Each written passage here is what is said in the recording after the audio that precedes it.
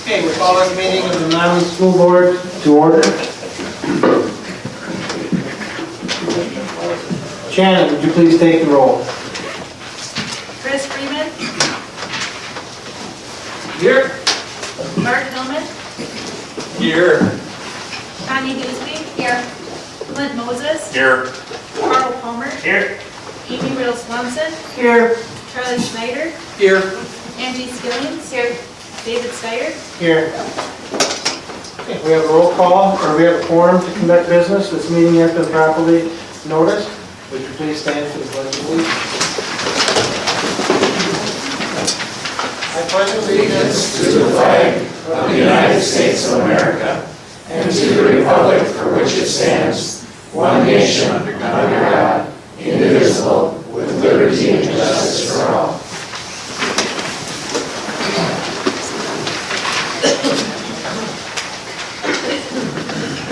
The school district of the Menomonie area, by embracing the unique needs and using the strengths of our diverse community, is dedicated to preparing all students to become lifelong learners, caring individuals, and responsible citizens. First, item 1D, agenda order approval revision. Anything for tonight? Chris? I was thinking that maybe it would be a table, the discussion item A, so 5A, because I believe at the last meeting, Mark had asked for a history of the sports complex to be delivered to the board so we could actually deliberate, have a robust discussion, because I think this started, is this right, Amy? Did this start way back in 2014? Yes, it was January 27, 2014. Yeah, so there was a request that was made by the superintendent that we provided with adequate historical context so we can make a informed decision and have a robust discussion. Unless there's one that is going to be distributed to us as a part of the meeting, then I would suggest that we postpone this discussion to the next meeting and we can get that information. The board voted 8-1 to have this as a discussion item at this meeting. Would the board like to take a vote on it? Any input? Fine by me. Those, okay, Does there need to be a second? not to, well, we're going to remove it as an agenda item and vote yes. I'll second that. Okay, motion by Chris, second by Amy to remove item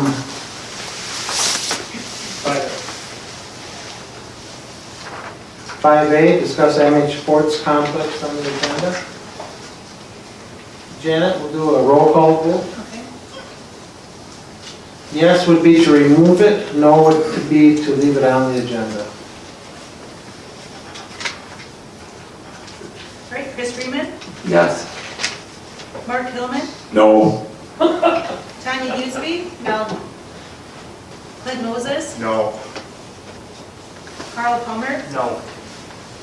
Amy Riddle Swanson. Yes. Charlie Schneider.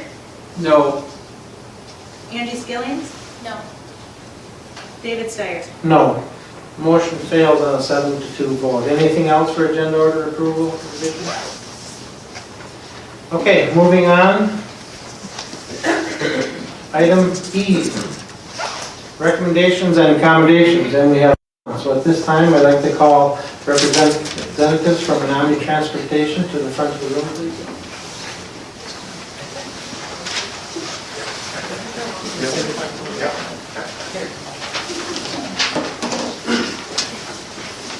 Right up here, come on.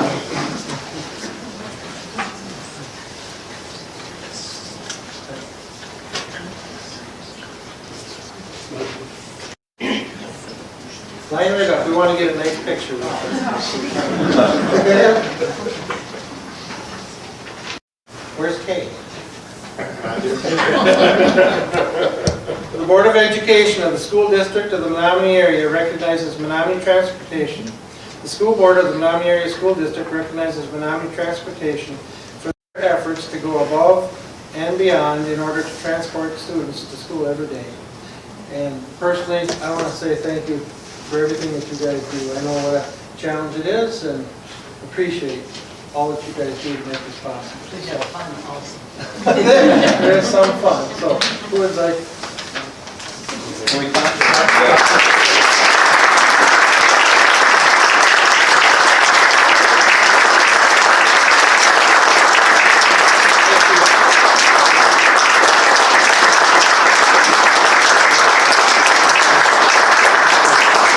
I wanted to say a few words as well. Yeah, my name is Tom Krieger, and I'm the route director for Menomonie Transportation, and we greatly appreciate this recognition this evening. I brought along 5 of our drivers, and I asked them to come specifically because they really tell the story of Menomonie Transportation. And very briefly, I'd like to share a little bit about each one of them to offer a greater and deeper appreciation for our bus drivers, who they are and what they do. So, right over here, this is Ed Gruntner. Okay, Ed drives the morning and afternoon route, but in addition to that, he does one of those jobs behind the scenes. Every day, he comes back from his morning route, goes out and checks the oil and fluids underneath every bus on our fleet of 50 buses, just to make sure that they stay running inside and outside. We have a number of drivers that go above and beyond and do those little things that keep our company running. One gentleman who's not here tonight is our mechanic, Dave Curry. I would like to recognize Dave. He's in his 40th year as our mechanic, and just remarkable. Okay, right over here is Millie Link-Haig. Millie is one of our senior drivers. She came to us just 2 years ago, came already into her retirement, but she was hoping to drive bus and serve the children of our district. She drives one of our 4K buses, and many of our drivers don't need the job of bus driving. They just don't need it, but they want to do it. They want to serve our district and serve our people.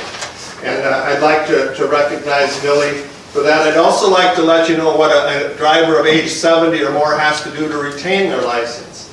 Every year they have to pass a physical, okay? And every 2 years they have to retake a driving test. Okay, so if you're over age 70, don't be intimidated to come and drive school bus. Okay? As long as you can pass those standards, we would love to have you join our company. Right here is one of our newer drivers in training. This is Rose Christensen.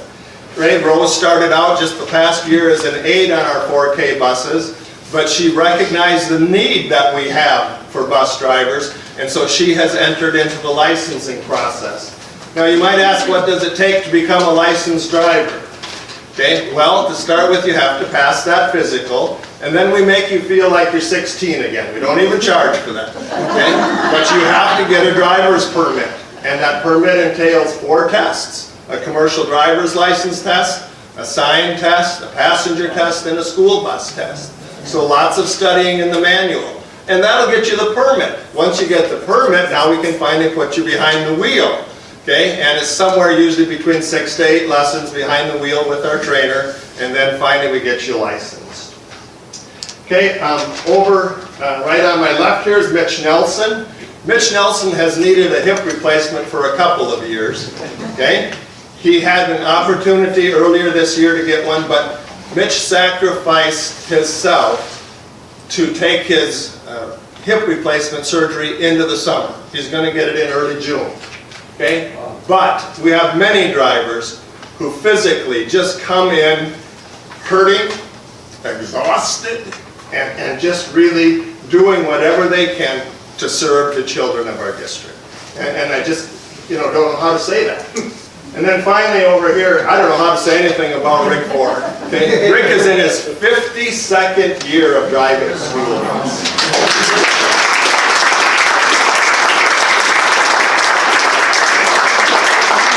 Our company celebrated its 75th anniversary last year, so Rick has been with our company over 2/3 of its existence. Altogether, we have 31 bus route drivers. Okay, we're 3 short, and on Friday we'll be 4 short.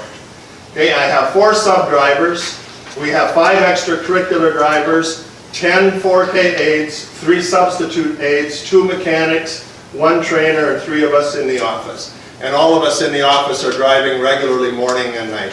We just need school bus drivers. So thank you for letting us especially recognize our driving pool. We're a family of very dedicated people. We're dedicated to serving you, the board, parents, above all the children in our district.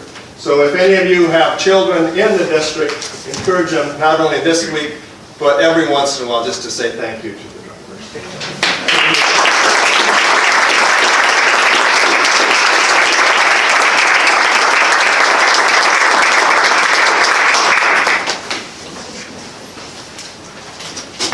Dave, if I could just mention that this is Wisconsin School Bus Driver Appreciation Week.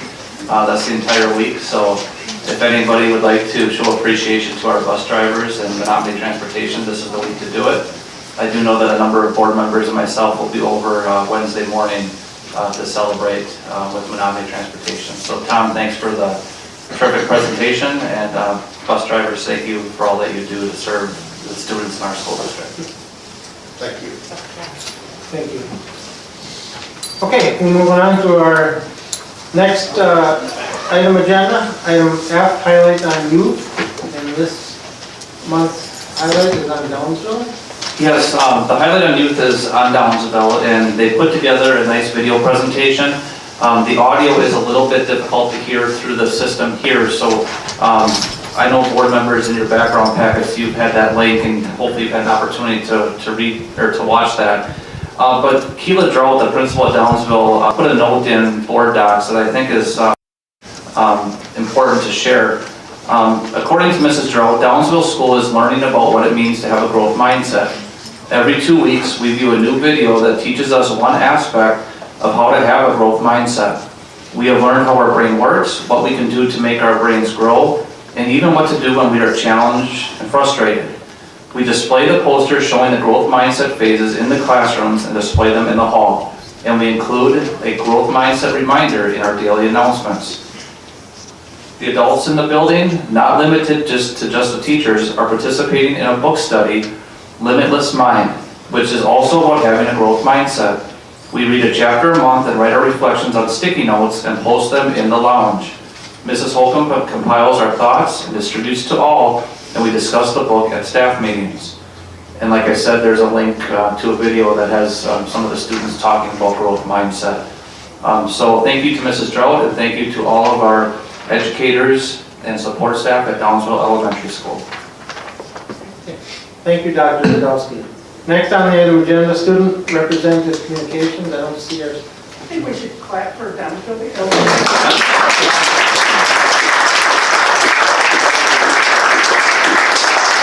Our student representatives are not here tonight, so we'll move on to community communications. Comments of the people of the school district of the Menomonie area are encouraged and appreciated by the board and administrators. Education is a partnership with the schools, parents, and taxpayers all being important participants. This is the time to air concerns and express your opinion on issues. There should be no negative personal attacks against any individuals, including staff, board members, or administrators. Please indicate if you would like the board president to direct a member of the administration to respond to your concerns. When I call your name, please come forward. We'll have your seat at the chair there at the table on my right. I will give you 3 minutes, up to 3 minutes to talk. Please state your name and municipality where you live. And the first speaker tonight will be Joyce Euler. On deck, Josie Phillips.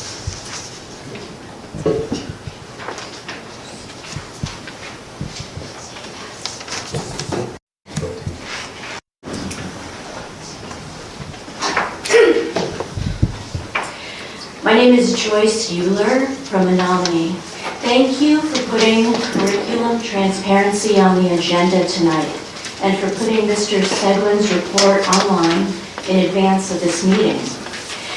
In order for parents to feel that SDMA classrooms are safe places for their children, two things are needed: transparency and recourse. That is, knowing what's going on and having reasonable, timely processes to deal with concerns when they are raised. The first is curriculum transparency. Great improvements have been made in that area lately. There is now a list of textbooks on the website. The list is good to have, but we don't really know what is in those books without seeing them.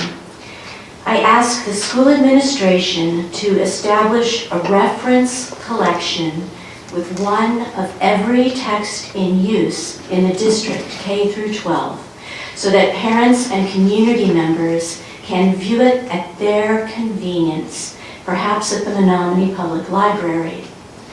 The school library catalog link is very interesting. Thank you for that. I was able to take a list of 50 books that parents in other districts were concerned about and see if they were in there. Some were, some weren't. Now we know, and now we can have those conversations. Curriculum transparency enables citizens to move from rumor and speculation to specific addressable issues that we can discuss. Then there is the question of recourse. Do the policies and processes in place now, if we find something troubling, give us timely satisfaction? Here's an example. This book is Paper Towns by John Green. I've given you an excerpt from page 14. Looking at your library catalogs online, I can now see that this book is available in hard copy and/or as an ebook in every school in the district, including every K through 5 elementary school. In my opinion, it is too smutty to read aloud publicly at a school board meeting. I have wondered in the past how we could ever decide where to put the line of acceptable or not acceptable. But too smutty to read out loud at a school board meeting sounds like a good place to start. So in summary, thank you for beginning this conversation with us on transparency. Let's put those textbooks in the library and let us talk also about what we do when we find trouble. Thank you, Joyce. Next up, Josie Pillman. On deck, Michael Cooper. Hi, I'm Josie Pillman, and I live in Knapp, which is in the Menomonie School District. Dr. Zajdowski and members of the school board. I'm afraid we have been hoaxed, at least according to the experts at the COVID-19 Second Opinion Forum organized by Senator Ron Johnson. It was a multi-layered deception, including the CDC with Dr. Fauci, social and mainstream media, Big Pharma, our trusted medical systems, i.e. Mayo, policymakers, and cancel culture. Here in Menomonie, it has certainly been evident by policies passed down by KT Gallagher from the CDC. I understand KT is hired by the administrator of our own Dunn County Board of Supervisors as a public health expert. This includes infectious diseases. Early on in 2020, none of us knew a lot of what we now know about the disease. Remember, we were told to social distance, isolate, and stay home till your lips turn blue. Wear a mask, wash hands. There was no apparent prophylaxis or cure. What we now know, and really were suspicious of all along, is that the way to handle a virus is to stay home only when you have symptoms, boost your immune system by taking your vitamin C, D3, zinc, quercetin. If you have COVID, go to your doctor for treatment. Ivermectin and HCQ are safe, FDA approved, and have been effective. Stay away from the hospital if possible, don't wear a mask, and be very leery of the so-called vaccine. It is seldom effective and can be dangerous. I will zero in on the 5 to 18 age group. This age group has high natural immunity. Masks are dangerous and unnecessary, out submission, not safety, and they cause psychological harm. They also cause fear. Young children take social cues from facial expressions which are hidden by a mask. We saw indignant parents crying out on behalf of their children here in Menomonie. Why was our expert telling us lies about the handling of COVID? In the past, we trusted vaccines to protect from childhood diseases. This is not a childhood disease, nor is it a normal vaccine. We have been duped. The experts tell us the jab has particular risks for children and adults in the reproductive age. These risks are often higher than the risks of the COVID itself. Think vaccine injured. Plus, we have never needed a vaccine for a disease that is treatable. We have been duped. Why has Mayo and Menomonie tied the hands of its doctors from prescribing ivermectin or HCQ? Why do they ask people to mask just to enter the clinic? This erodes our trust in doctors. Our teachers, parents, and students in the Menomonie school system have groaned under ridiculous, unscientific policies. So I bring up Katie Gallagher. She seems to have been either deceived or complicit with the whole scheme. The gig is up. Remember, policies built on deceit will not work out well. We have another deceitful policy. I'm speaking of the gender policy plan. Humans are born male or female. They will remain that way the rest of their life. Trying to change that will bring destruction. One kind of destruction it will bring is a destruction of the family, which is a necessary building block for the whole community. We want our students in the SDMA to learn the discipline and character of how to form healthy moral family units. No immoral or perverted sexuality should be tolerated. We saw that with COVID-19. Thank you. Michael Cooper. On deck, Dale Dalkey. Michael Cooper, Town of Menomonie. Good evening. There's nothing new in saying that there is little trust in many government organizations. Sadly, school districts are one of those organizations. Transparency can reduce much of that mistrust. The transparency in a school district should extend to course curriculum and how it's presented in a classroom. Parents have every right to see what kind of information their children are being exposed to. Parents should also have access to whether their children are being trained in critical thinking and learning how to make decisions for themselves, or are they being indoctrinated into one point of view. For example, when climate change theory is taught, are opposing views being presented. Parents should also be comfortable with the safety of their children in schools. That includes knowing if their children are being forced to accept children of opposite sex in their bathrooms. Also, if forcing discredited masking policies on students has a rationale, keeping students from learning without the serious negative impacts of wearing one. All these issues can be moved to solutions with what is best for the students if we have a greater transparency and parental knowledge of the classroom educational environment. Thank you. Thank you. Mr. Dalkey? If you can go, but Craig Olson's next. Craig, would you defer to Margaret Bryce? She said she had to leave by 6. Absolutely. Where's that? I think we'll be fine. So she said she had to leave at 6. So we'll do Dale Dalkey and then Margaret Bryce will be next. I'm Dale Dalkey from Banff, Wisconsin. I'm a retired biology instructor and a retired track and field coach of 42 years. Now I'm a track and field official for the past 20 years, and I serve as a consultant for the construction of new track and field facilities in Wisconsin. So as a result, I've seen many facilities. I'm here tonight to address some negative rumblings concerning Phase 3 of our athletic complex. First, this complex is for kids, for our students. One of the marks of a good school is how it provides for all students a diversity of programs for a diversity population of students. I will tell you that a great number of track and field athletes do not participate in any other sport. For whatever reason that is, I don't know, or any other activities. It seems that it draws those students out. Now, is this good for them? Do you think this is good for their mental health to be out there? Do you think it's good for their physical health? How about for establishing a work ethic that's going to make them succeed in their future careers? I urge you to do what is right for the kids. Probably a campaign slogan some of you may have used. Do what's right for the kids. Do not make this political, and do not put the decision off. This decision is not just about sports. This is also going to be used by our Phi Ed classes on a daily basis during the proper season, of course, so that they don't have to go out into a muddy grass field after a rainstorm and ruin the grass because it gets used 7 hours a day. Our present facility is inadequate.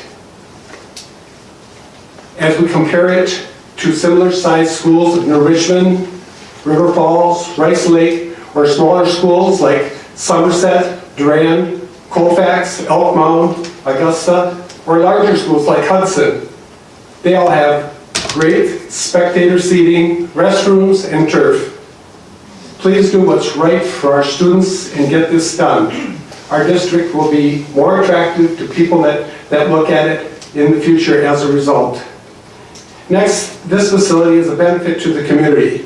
The spectator seating alone is going to provide for 1,000 people that would 5 track meets a year, attract that many, invitationals, conference championships, regionals, sectionals, and so on.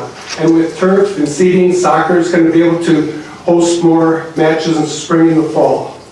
This is not possible with our present stinky portable toilets, so they need to be improved as well. Next, the costs will be buffered slightly by the fact that we won't have the maintenance costs of mowing, lining fields, irrigation, and we will have less transportation because our athletes won't have to be bused. It'd be typically 2 buses for the track team to go to away meets and soccer matches as well. Thank you. Thank you for hearing me, and thanks for not making this political, and thank you for serving on the board as well.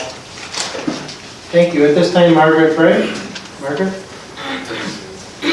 On deck, Craig Olson. Okay, I'm Margaret Reich, I'm in Red Cedar Township. I'm not going to tell you anything you don't know, but I'm going to mention some things I think the public needs to know. I had gotten a copy of your 30-year maintenance plan through a public records request. And it was very hard to read because everything was so small. But what really disturbs me, or concerns, is a better word, is that this plan with phase 3 of the athletic complex doesn't have the money in Fund 47 to last even 10 years. Within 10 years, Fund 46 goes in the hole, and by the end of your 30-year plan, it shows over 27 million in the hole. If we're going to have a solid Fund 46, more needs to be put into Fund 46 on an annual basis. Right now, it's just scheduled for $810,000 a year. That's not adequate. It's not adequate. We're not looking for a lot more revenue this year. Last year, or for this year, we budgeted $653,000 out of our regular fund balance, Fund 10 balance, just for operating expenses. I don't think things are going to be better this year. So it's a matter of setting priorities. Where are our dollars going to go? I noticed that you are going to be talking about preliminary budget this month in February. That's what was said at the budget hearing before.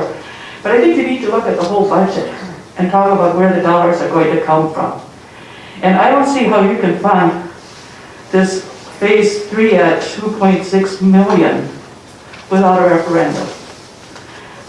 Either that, or we're going to have to make a lot of cuts to other things that are important.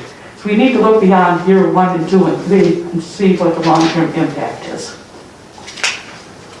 And I brought some copies of what I emailed you in case some of you had problems printing, but really look at that bottom line. Over 27 million in the hole, that's not acceptable. Thank you, Margaret. Craig Olson. On deck, Rose Christensen.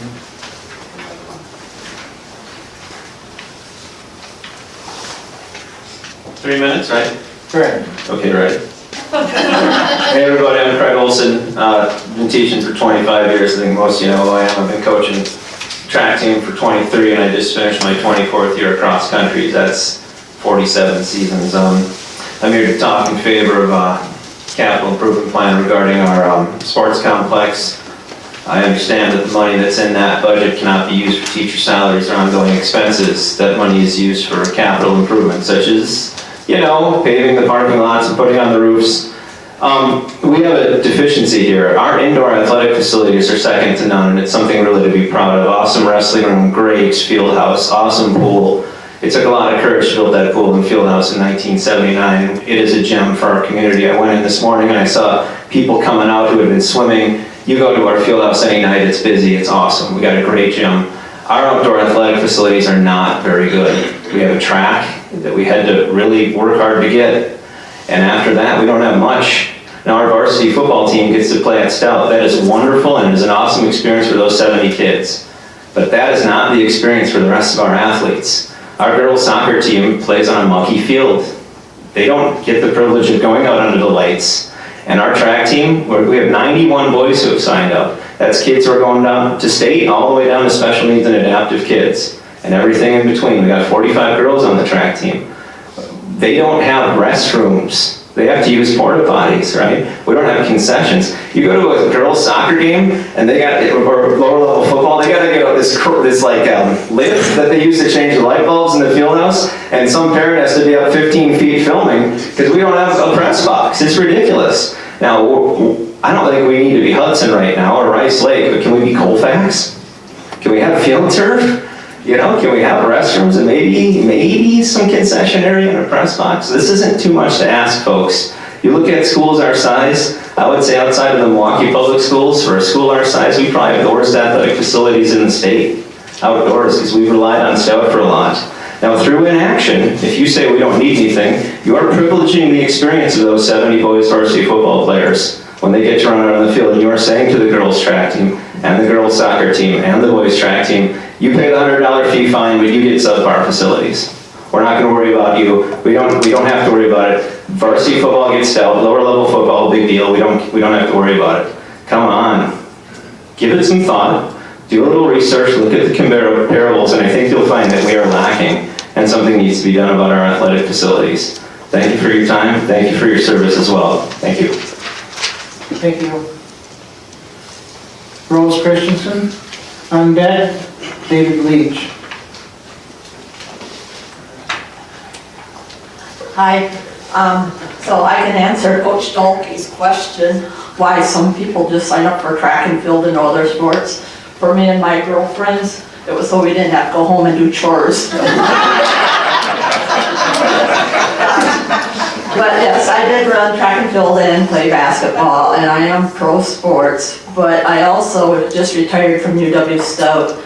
And my Uncle Lyle had said, I think giving money to the sports complex so the football can play at their high school run in Stout would be a good place to put my money. What do you think?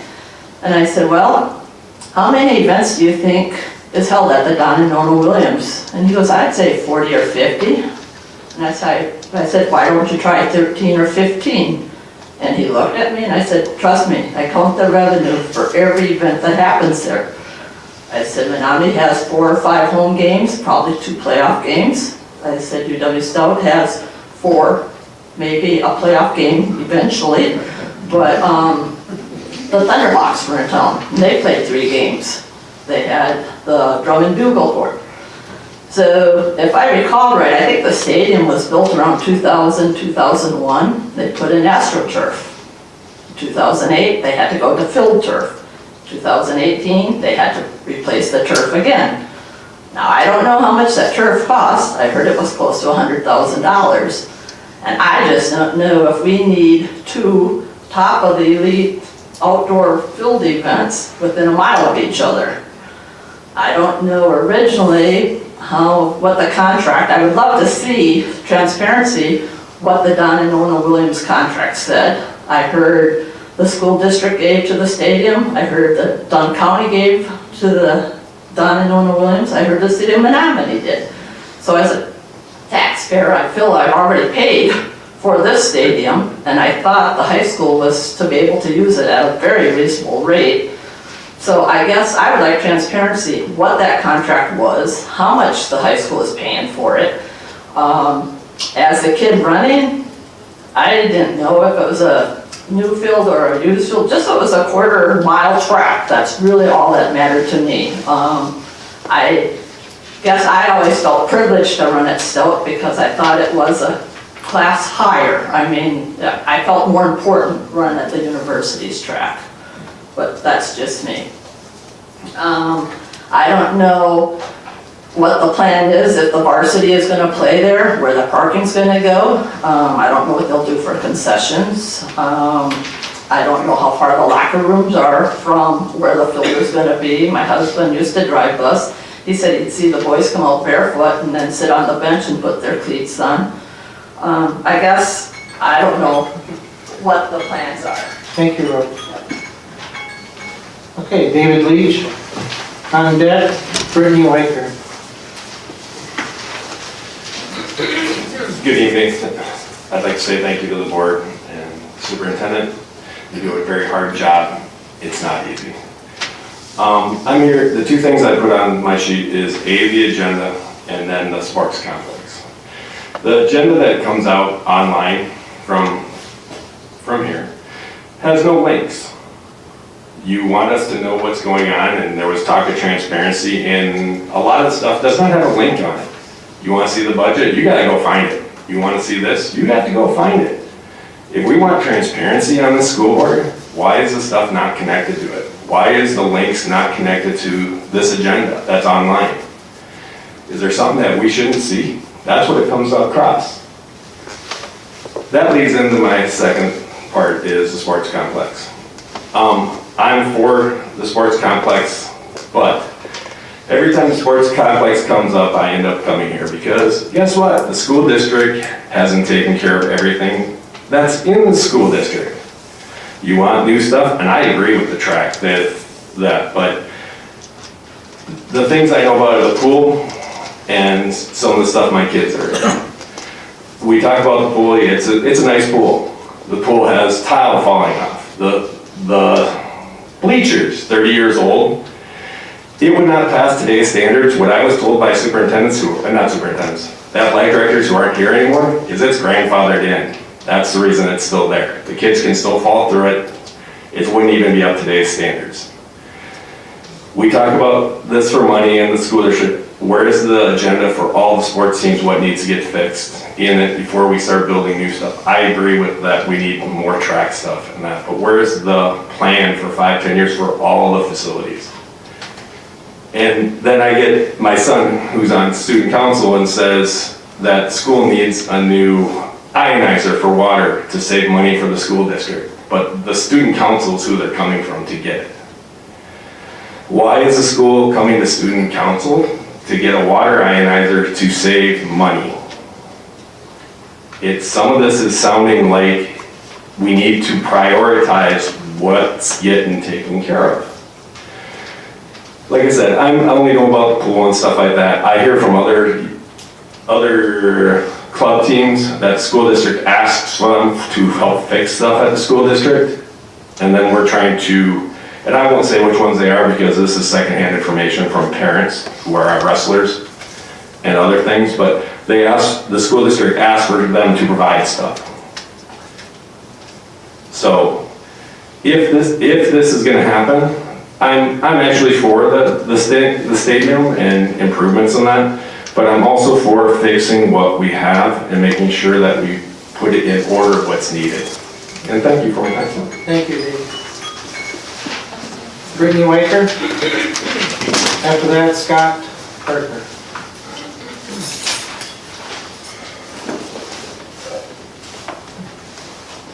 Good evening, I'm Brittany Weicker from the city of Menomonie.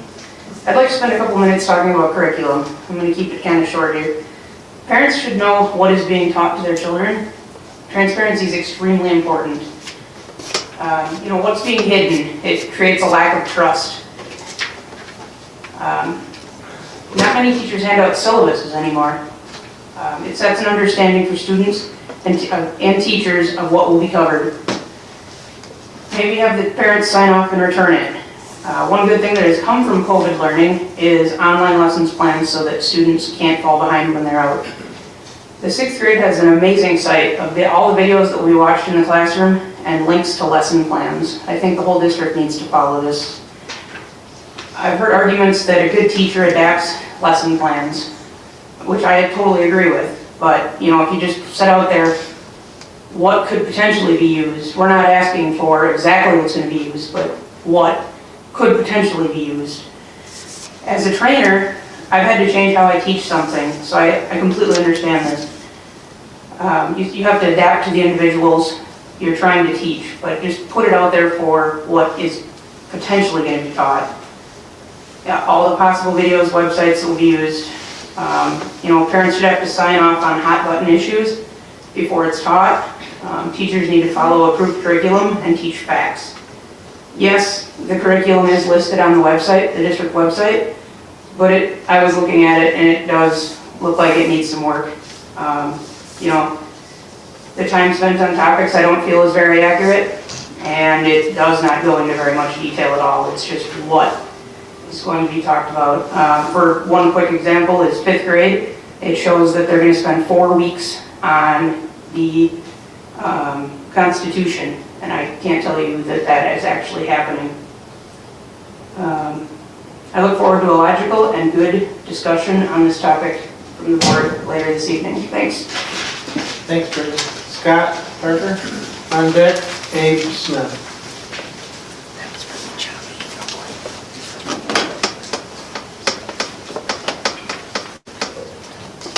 Thank you. It seems like transparency is the topic of choice for everybody tonight. So I'm gonna kind of follow in Joyce Euler's coattails, talking about transparency and recourse. So I've heard it said that the schools our curriculum is transparent enough if you know where to look. But from what I've found talking to parents and members of our community is that if it's available, they're not sure where to find it. So I think at the very least we should have some sort of outreach program so that the tools available currently are easily accessible to our parents and community members, and that if there's a way to improve it, then that's easily to see. As far as recourse, I think that Joyce Euler hit that nail right on the head. We need a mechanism in place where when members of our community or parents find something being taught inappropriately to the students of our community, there's something that we can do by bringing it to the board's attention or the principals of the school's attention so that something can be done. Whereas there are members of our representatives that would disagree. Now, 4 days ago, Wisconsin State Assembly Rep Lee Snodgrass tweeted, "If parents want to have a say in their children's education, they should homeschool or pay for private school tuition out of their family budget." That doesn't sound like something that our community would want to embrace. I think that we should have a public school for our community that works for the parents and members of our community, and we shouldn't simply say, if you don't like it, you can pull your kid out of school. Now, in the 2021 school year, the rate of homeschooling doubled. Now, some people say that that's because of the pandemic, but how could that be the case if you could distance learn and have your child at home, distance learning through the online mediums? Why would you pull your kid out of public school to homeschool? So I think that the trust that our community has in the school district should be a priority, and I would really like to see parents have options besides pulling their kids out of public school and putting them in private or homeschool. Thank you. Thank you, Scott. And finally, Abe Smith.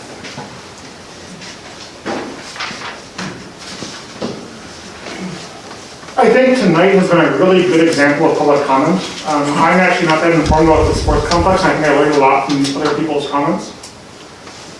However, I want to draw the board's attention to something very specific. An earlier public speaker essentially accused a local public servant of being part of a conspiracy, and also used slurs against a large portion of our student population. I think that this should be considered out of order as an attack on individual students and community members. And honestly, I don't think the school board would stand for any other group of students being called out. You know, imagine if someone wrote some sort of screed about all the female students in our schools, or all the black students in our schools. In this case, it was all the trans students in our schools and all the gay students in our schools. They're students too. They deserve the dignity and respect of any person and don't deserve to be called out on an individual basis. Thank you. Thank you, Abe. That concludes our community communications for tonight. Thank you to everyone who came and spoke to the board and the community. Next item I, revenue and expense reports for the month ending January 2020. Okay, we'll take a look at the revenue report first, if you'd like to open that up. So, through the month ending January 2022, some of the unique revenues received during the month of January each year are the third special education aid payments at 15% of the amount due, the first tax levy payment, transportation aid, and then other grant payments as well. So for the total revenue received for the general fund, year-to-date ending January 31st is $12,952,191.84. For Fund 21, our gift donation fund, we've received in $287,806.59. And then for our special education fund, Fund 27, we received in $624,842. The next report is a breakdown of our expenditures by function. And this is for the general Fund 10, operations fund. Through the month of January 2022, we've expended 40.17% compared to 40.04% last year. So that's slightly higher. In Fund 27, again, that's our special education fund, we're at 43.98% compared to 41.70%.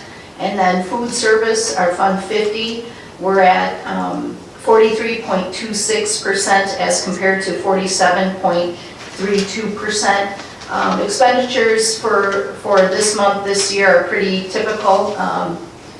We do have, the one-time variances from year to year of bills, and then also payments being made maybe in this month compared to last month or the month of February. So just some one-time bill payments and stuff like that. Otherwise, it's pretty typical. And then our breakdown of expenses by object, these are all funds. The total percentage this year is 39.93% compared to 49.16% last year. And again, a note on that, last year we had that big debt service refinancing, which caused that percentage to be much higher. If we look at the prior year, that was at 38.07%. So again, pretty typical expenditures for the month of January. Any questions for Leah? Okay, thank you, Leah.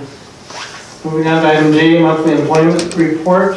Is there for your viewing? Any questions on that?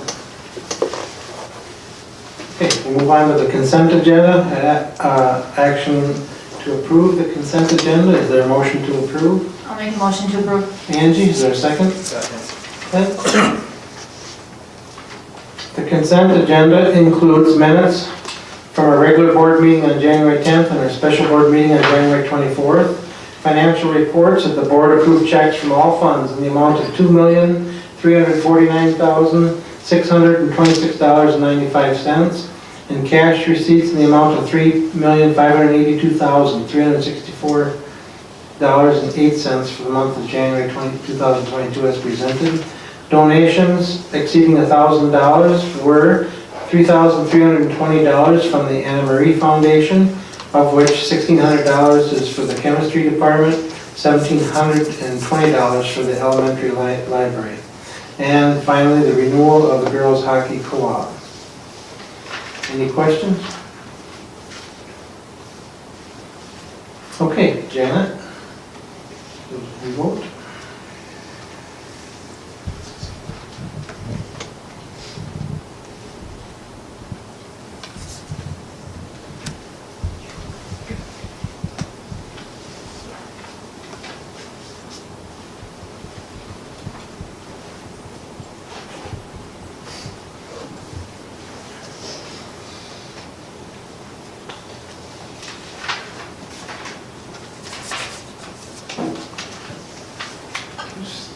Scroll up a little.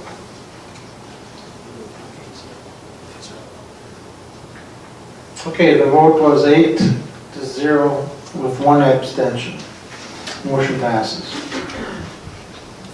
Moving on to item 3A, action to approve the personnel consent agenda. Is there a motion to approve? I'll make a motion. Angie, is there a second? I'll second. Charlie, any discussion? Amy? I have a concern on this one. As a counselor, and we have lots of mental health issues in our schools. Will this person be replaced after they leave on March 8th?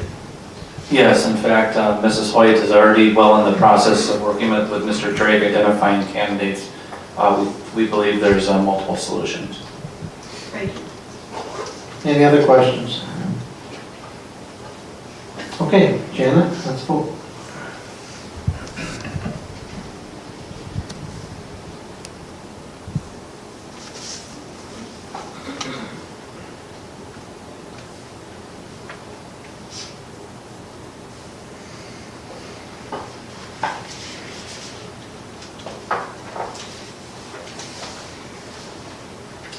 Okay, motion passes by a 9-0 vote margin.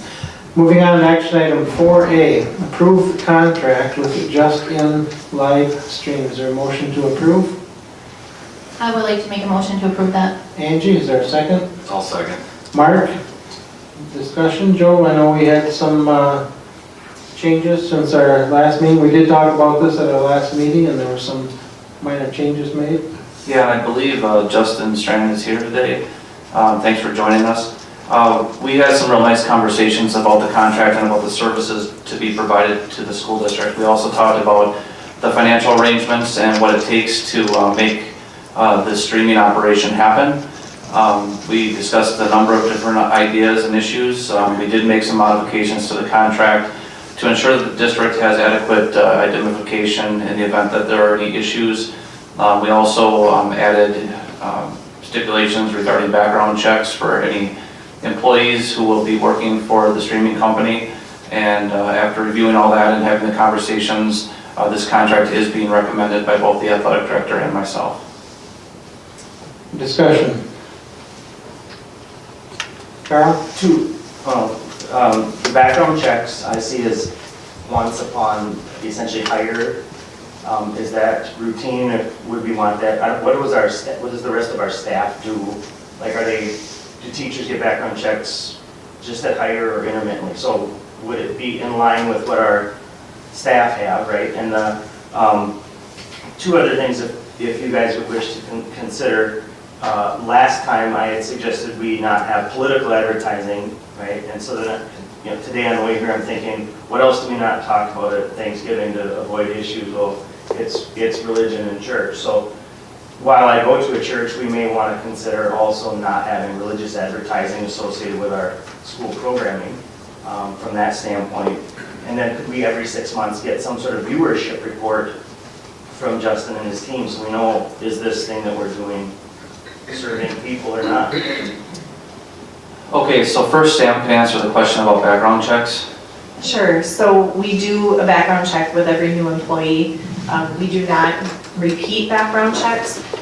We kind of have we feel a bit of a fail-safe because the DPI does do background checks every 5 years on teachers, and then as those licenses come due, then they also they run background checks. So that would be consistent with our practice at this point.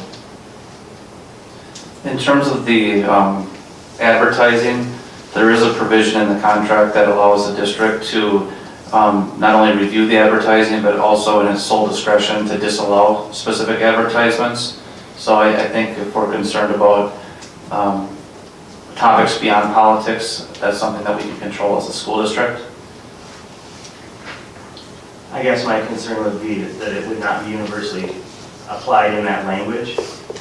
Then you're picking and shoot, right? I don't want as a board or a district to say, well, yeah, this church can advertise, that church can't advertise. Right. So that would be my statement for you guys to consider. Thank you. And what was the third thing? Every 6 months, a report on viewership, like numbers, stats. Okay. I don't have an answer to that. Justin, do you provide any reports like that, or is that something that could be generated? I could give a report if I need to at any time. I just was actually texting my main guy, let's just say in Richmond as a whole, we take care of Richmond sports as well.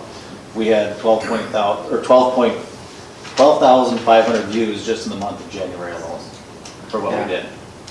I'm quite confident that it'll be a service that's well used, but we can certainly do a check-in on that next year. Any other questions? Angie? Was it addressed as to whether the board meetings would be recorded? Yes, we will have a live stream channel which we're able to broadcast on, so yes, we will be live streaming the board meetings as well.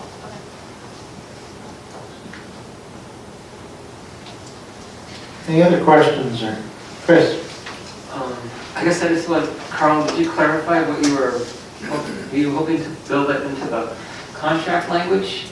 Just to be clear at the outset that we were looking not to have political advertisements or advertisements that come from religious groups and religious affiliations. Yeah, that'd be my intention. Okay, well, if that is if you're making a motion to add that to the contract, I would second that. We have a motion on the floor right now. I would suggest, I would suggest that we approve the live stream contract the way it's written, and what we're discussing is really a board policy thing that we should really circle back around. I do agree with Carl in that I think we should have it spelled out beforehand so that we're not picking winners and losers on this as far as what church is acceptable and which one is not, or whatever. But I think approving the contract is kind of mute from the rest of this, as far as I don't think we should try and cloud it with all this other stuff. And I was going to ask possibly Justin, other districts obviously must have policy on how they handle this, so maybe we just look at what they're doing and go with that. Yeah, and I would say that I think we already have a policy that would address that. So I can tell you that this contract's been reviewed by the school district's attorney, and I would hesitate to make additional changes to it without getting additional legal advice. Chris? Well, I mean, I appreciate that we're voting on the contract and we want to get this done, but it would be adding literally 2 words to the list of things that are prohibited from advertising.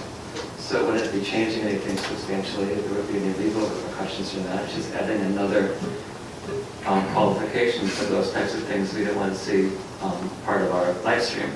So would there be a phrase that you think you would like to use, Carl, that could be added to, that is what, 7.1, the second to last sentence? So it would be just putting in 2 words to that sentence to qualify the request that you're making.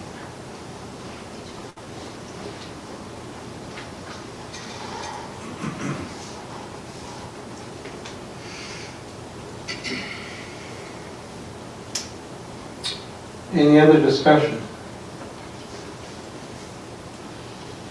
I've had my two decided. So.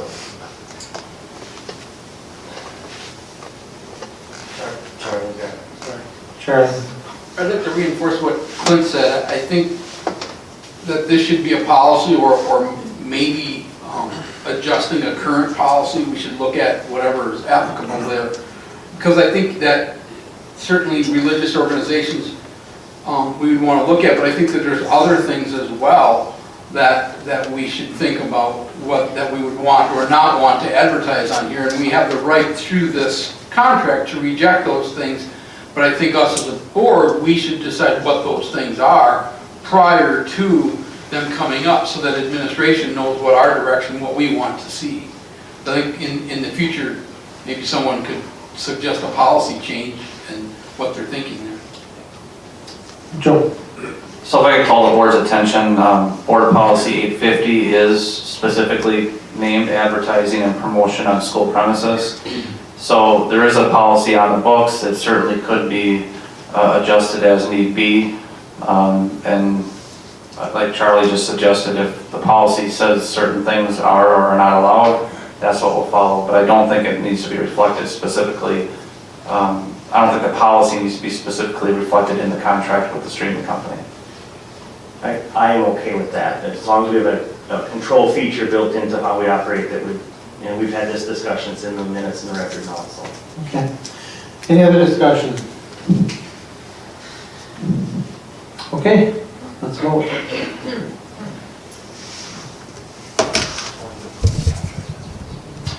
Yes, the motion is to approve the contract as presented.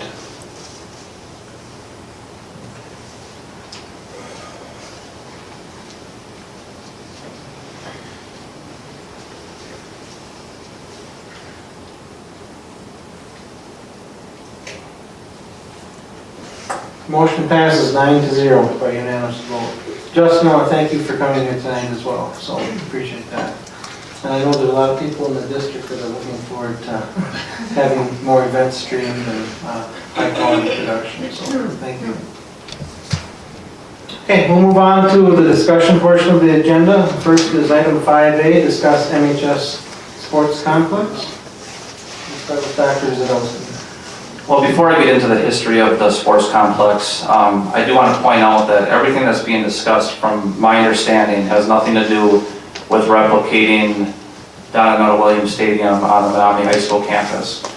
What's being discussed, or what has been discussed up to this point, is improving the current sports complex facility for the current events that are being held out there, which include track, soccer, and lower level football. So I want to dispel that misconception right away. We are not talking about building a large 4,000 seat stadium on the Menomonie High School campus. So planning for the sports complex really began to ramp up in 2014. An action plan was created and fundraising was started. Since that time, the sports complex has been slowly developed in phases, with over $713,000 funded through private sponsorships, donations, and other fundraising efforts. The school district has contributed a total of around $628,000 towards the construction of the MHS sports complex. On November 9th, this is talking about phase 1 now. On November 9th, 2015, the school board approved phase 1 of the project and a district contribution of $500,000. The board also approved fronting the remaining cost of phase 1 until future pledges were collected. Phase 1 was completed in 2016 with the specifications designed by Point of Beginning Incorporated and the timeline set by the school district. Market & Johnson was the general contractor who oversaw the earthwork by McCabe Construction, paving by Monarch Paving, the concrete flatwork by Pember, the seeding of grass and installation of irrigation by Greenscape, the construction of the electrical room and ticket booth by Market & Johnson, Clear Cut Builders, Complete Decorating, and NEI. The installation of the running track was done by Fisher, the fencing by HS Fence, and the metalwork by Stark Metalworks. The final cost of the construction and equipment needed to complete phase 1 was $1,085,216.14, which was less than the preliminary budget of $1.1 million. The school district contributed $500,000 towards phase 1, which left $585,216 to be covered through fundraising and private donations. For Phase 2, on October 8, 2018, the board approved the construction and financing of Phase 2, which included projects for lighting and sound. The school district committed to half of the total cost of Phase 2, not to exceed $175,000. The board also authorized the construction to begin once enough pledges and sponsorships were collected by the school district and community foundation to fund the entire Phase 2 project budget, and to finance the project until enough pledges were received. It wasn't until May 8, 2019 that enough fundraising was completed to move forward with Phase 2, and construction was completed by NEI Electric during the 2019-2020 school year at a total cost of $257,198. The district's contribution was $128,599, which was half of the project, and that's $46,401 less than the spending authorized by the board. The fundraised portion for Phase 2 project was $128,599. The final payments and all the pledges were received by the district during the 2021-2022 school year. So the current status of the sports complex, I think it was pretty well documented in some of the comments by the speakers tonight. But it is important to note that it is heavily used, with activities scheduled both during the school day and outside of school hours. The facility is used mostly by the FIA department, the special education department, the girls and boys soccer teams, the girls and boys track teams, the lower level football teams, and for special middle school events, middle school track meets, track and field day, etc. The track is also utilized by community members and SDMA staff members on evenings, early mornings, and over the weekend for walking and jogging. While the high school sports complex in its current state is a good facility for students, there are some difficult limitations to its current availability and use. Use of the facility for such a large quantity and variety of activities has been a challenge for the maintenance staff. Due to the amount of wear and tear on the natural grass turf, use needs to be limited in an attempt to grow grass enough to the point where it provides a safe, natural surface. Keeping the grass mowed and lines painted for various activities also require numerous hours from the maintenance staff. Currently, the high school sports complex is not a good venue for spectators. We received several complaints this fall. Seating is quite limited and inadequate for the students, parents, grandparents, community members, and others who attend events to watch their children. When UW-Stout placed restrictions on the number of spectators allowed at Williams Stadium during the pandemic, there was not a safe and reasonable way for the school district to host a varsity football game or any outdoor graduation ceremony at Menomonie High School. The school district, I already mentioned, has received a number of complaints for lack of seating, the quality of seating, and the restroom situation, having all portable restrooms. With no press box located at the sports complex, the conditions for the scoreboard operator, videographers, and other event personnel are inadequate. So what's being proposed in Phase 3? The next phase would include adding permanent restrooms, a press box, and a section of raised bleachers with a maximum capacity of 1,000 spectators. It is also recommended that artificial turf is considered to be included in Phase 3 to maximize the use of the facility, provide safer service for students, and lessen the workload on maintenance staff. I think Mr. Dahlke mentioned that a number of schools in the area have already moved to an artificial turf surface. Some of those schools are larger than us, many of those schools are smaller than us. Many of our neighboring schools already have artificial turf. In fact, Menomonie is the only school in the Big Rivers Conference that does not have regular access to an artificial turf field. The school district, again, has no immediate intentions of moving to Phase 4 or building a large football stadium to host varsity football games. Phase 3 would allow us to host a varsity football game with limited attendance in the event that something like the pandemic was to interrupt a future season. The cost of Phase 3 is currently estimated at $2.63 million. Any questions? I guess one thing I would ask Joe, is there anything from the public comments, any other thing that you wanted to address? Well, I do know that anytime we're talking about these kinds of dollars, it's a very difficult conversation. And there certainly are many needs in public schools, including our schools in Menomonie. But I do think some of the speakers spoke real eloquently about the impact that this type of project has, not only on our students, but also on our community. I know there are concerns, like Mrs. Bryce discussed, in terms of our planning for Fund 46.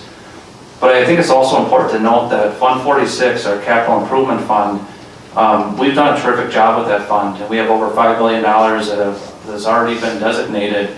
And that fund is only about 6 or 7 years old. Also, that capital improvement plan that we have is a very conservative plan. When I first came to town almost 8 years ago now, the referendum had just been passed. And after that referendum, we decided that we wanted to put together a long-range plan so that we could plan for future expenses and trying to keep our facilities as nice as possible. Well, part of the challenge of that referendum, it was so comprehensive, there are a lot of things, a lot of roofs, a lot of chillers, a lot of mechanical systems that have a useful life on paper that all end at about the same time, about 20 years from when they were installed. But we, again, we're very conservative in listing everything that we did to our school district. Windows, building envelope, I mean, you name it, it's in there. And we continue to add things that we want to plan for. Going into this school year, the plan was essentially fully funded. But we also realized that there was a lot of technology needs that our school district will have in the future. So we added a whole section to our plan about technology. So we know that we have more work to do in terms of saving and designating funds, but with what we've done with our fund balance in Fund 10, with what we've done with our post-employment benefit trust in Fund 73, Fund 46 is now the perfect vehicle when we get to year end that the board can make year-end transfers, and those transfers count as spended aid or shareable expenses, which allows us to maximize our state aid. So I would fully expect that in the future, the board would continue to contribute not only through the annual budget, but also through year-end transfers when possible. Another thing I'd like to mention is that in our capital improvement plan, we have everything listed in really an estimation of how long the useful life is for these systems. But just because something might have a useful life of 20 years, we're not gonna replace it or come up with a different solution just because it reached a certain age. And a good example of that was our district phone system. This past year, I think it was close to $450,000 that we had in our plan to replace the entire phone system in the school district. But as we studied the phone system, Katie, our tech director, her and her team recognized that our system actually works quite well. So we did do some upgrading of our physical handsets, but that came in at a very small fraction of what the budgeted figure was in our long-range capital improvement plan. I would anticipate many similar things like that. So I think it's very responsible what we've done. Certainly, you know, none of us likes to see any kind of red in any kind of budgeting plan that we have. But I guess in this case, the red does not scare me. I think it's good planning. And I do think that with the work the board has done, the funds are there should the board choose to make this improvement. Okay, board members, any discussion? Amy? I'm wondering if this is gonna be a robust discussion if we need to suspend the rules. I make a motion to suspend the rules. We have a motion second to suspend the rules. It requires a 2/3 vote. Janet, would you take the roll call, please? All right, Chris Freeman, Yes. Mark Hillman, No. Connie Busby. No. Clint Moses, Yes. Carl Palmer, Yes. Amy Riddle Swanson, Yes. Charlie Schneider, Yes. Angie Skillings. Yes. David Steyer. Yes. Okay, rules are suspended for this item only, so discussion from the board. Amy? First of all, I'd like to thank you, Joe, for coming up with that background information. I think it would have been helpful if it had been put on there before the meeting and in the, either the public or at least for us to see ahead of time. But you did bring it up, so I appreciated that. When I went down where, if people can't see, where it talks about a couple of things, when it goes into the fact about the cost estimate, it has now gone from 2.6 to 2.8.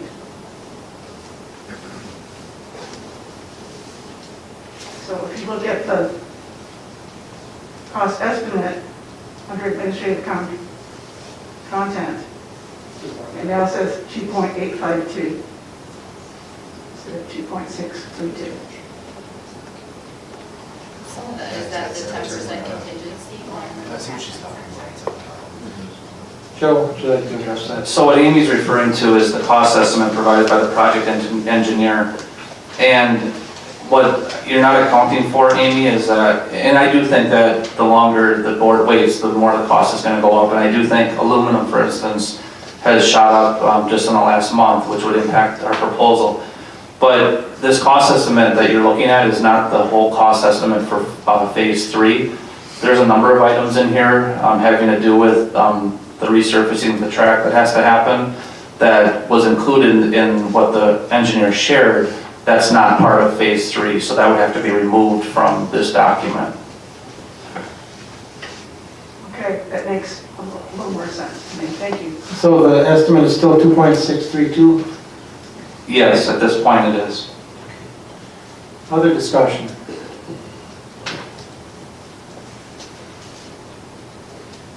Mark? Yeah, so I just want to make a comment, and I want to thank Coach Olson and I would say Mr. Dalkey, but you're Coach Dalkey, you're a lot of things to me. Thank you for coming in, and I'm going to echo exactly what these gentlemen have said.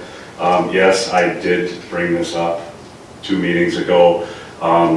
It's developed into a lot, and I've actually learned a lot that I didn't know even existed back in 2014. And I absolutely feel for coaches that are trying to develop teams and young men and women to compete at a high level with inadequate resources. And you know, we talk about athletics, and I mean, football's brought up a lot. This isn't for the varsity football team. This sports complex is going to be for a lot of other, you know, track, soccer, whatever, band, and can be utilized around the clock, versus what we have right now where if it rains, we can't go out in the field. The scheduling is very, very, very limited at what we have, and you know, it's a strain on everybody. I know this is a large investment, but it's way overdue, and it's an investment in our youth. So I hope everybody takes that into consideration, and I hope we can get this thing through. Further discussion? I'll go next. Angie? I guess I just want to thank Dale and Craig also for coming. I would agree 100%. I was looking for Dave Leach here because he brought up wrestling. Sometimes parents like to talk about things, but I don't know if he realizes how much the wrestling club, which is completely separate entity from the school district, utilizes the room a lot for free. They're there a lot during the weeknights after the high school is done practicing, and so it's kind of a trade-off that the wrestling club then puts forward, helping maintain and upkeep the equipment and mats and things like that, and then they get to use it. And it's a great opportunity for a program like that. So I don't know if Dave totally realized that. I wanted to comment on that. I think sports, I know we have like people that are into arts and academics and things like that here on the board. And speaking from a personal experience, my own son, he excelled in academics because of sports. He was pushed to do well in school because he was adamant that he wanted a scholarship. And in order to get a scholarship, you have to have good academics. His coaches, his mentors through the football program, through the wrestling program, through even Mr. Sterry was a huge pivotal thing for my son. Sports for him, it offered him and taught him how to goal set. It encouraged him in academics. It taught him discipline. It gave him structure to be able to be successful in our high school environment and beyond. And it really helped him to believe in his abilities. I was speaking with a mother today who was actually talking about our new football coaches, and she was talking about how they have really helped her son overcome some of his fears of maybe not trying something because he might not be successful. And coaches play such a huge role. I think that it's often, if you haven't had that experience, or you don't have kids that have had that experience, you don't quite understand.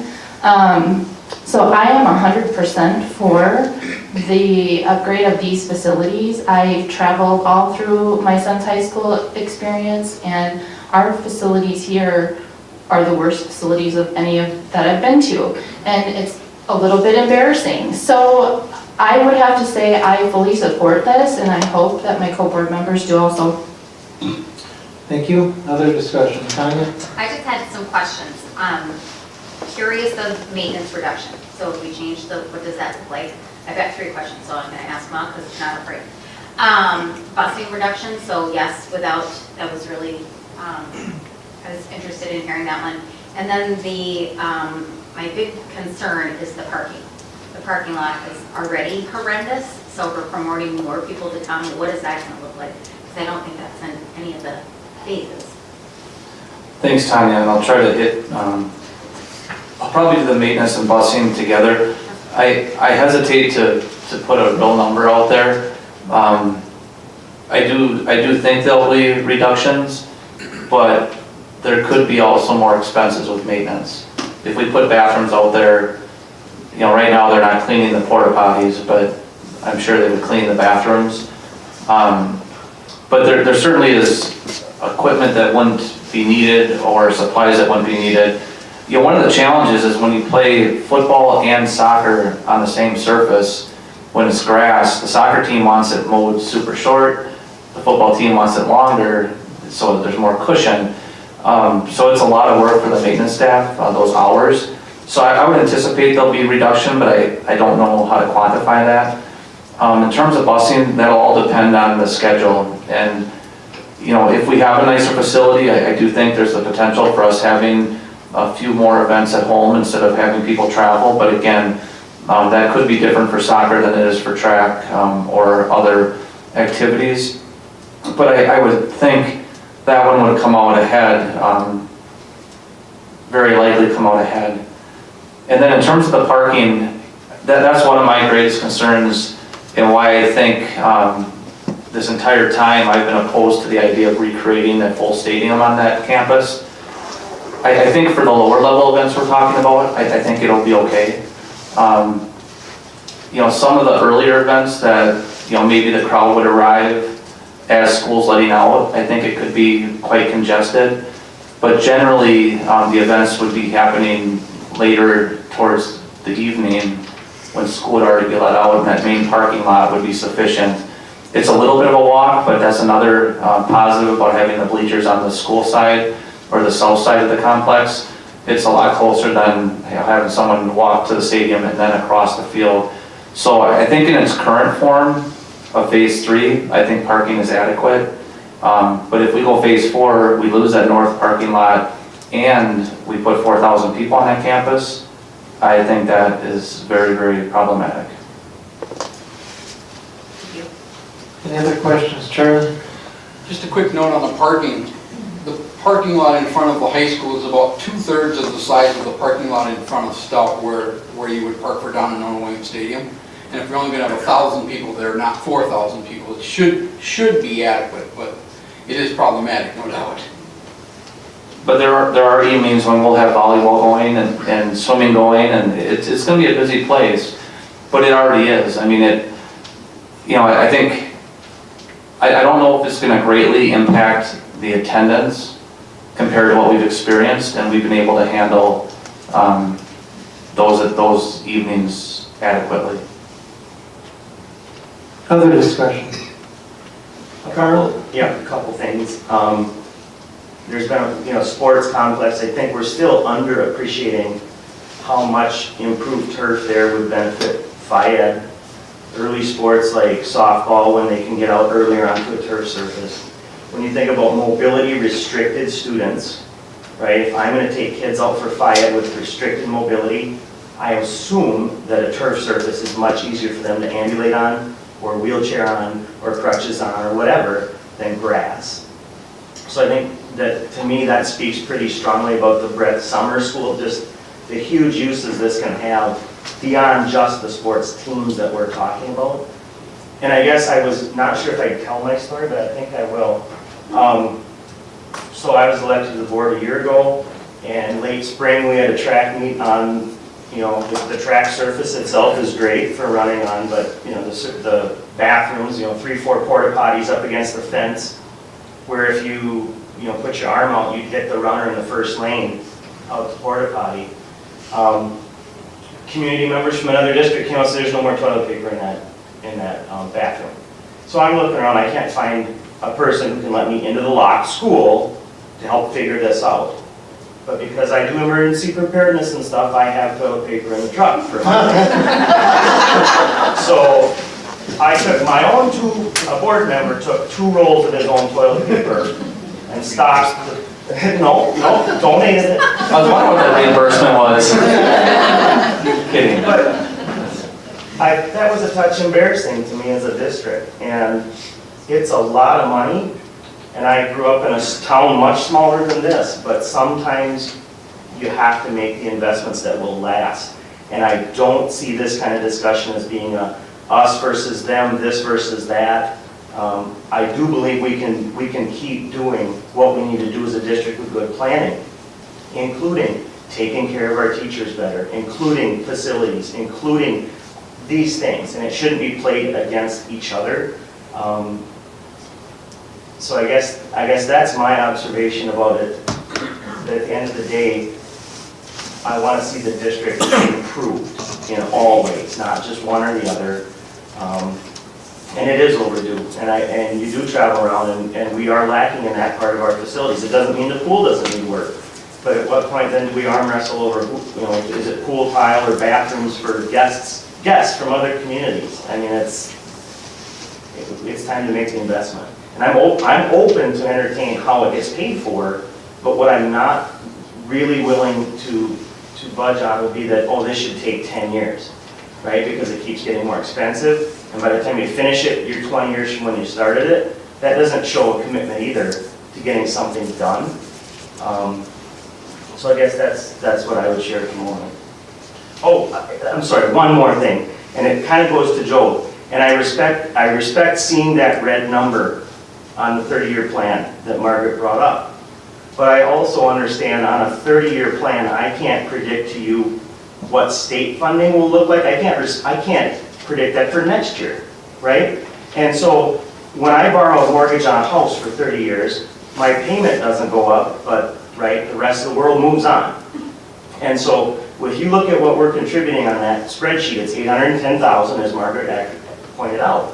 But the odds of us only contributing $810,000 20 years from now is about 0. So the number's going to move around. And I'm okay that there's a red there because I don't see the 30-year plan as a document we're supposed to have funded for the next 30 years because I don't know how I'm funding myself for the next 30 years. Carl, some great points. And that was one of the things that I wanted to talk to was the funding of Fund 46.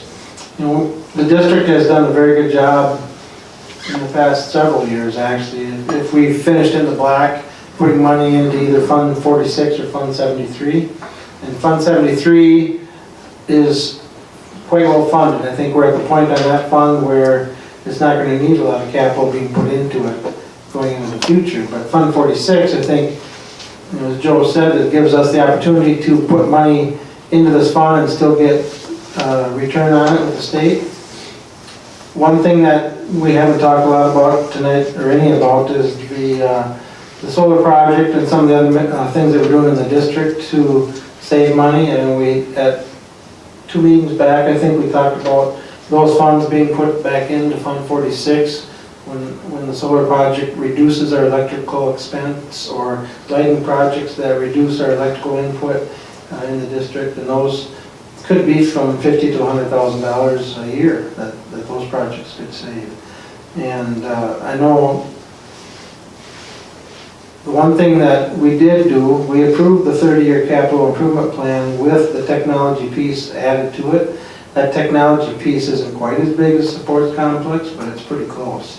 And so that has an effect on what happens as far as the district, or the Fund 46 being in the red 30 years down the road. So just to keep that in mind.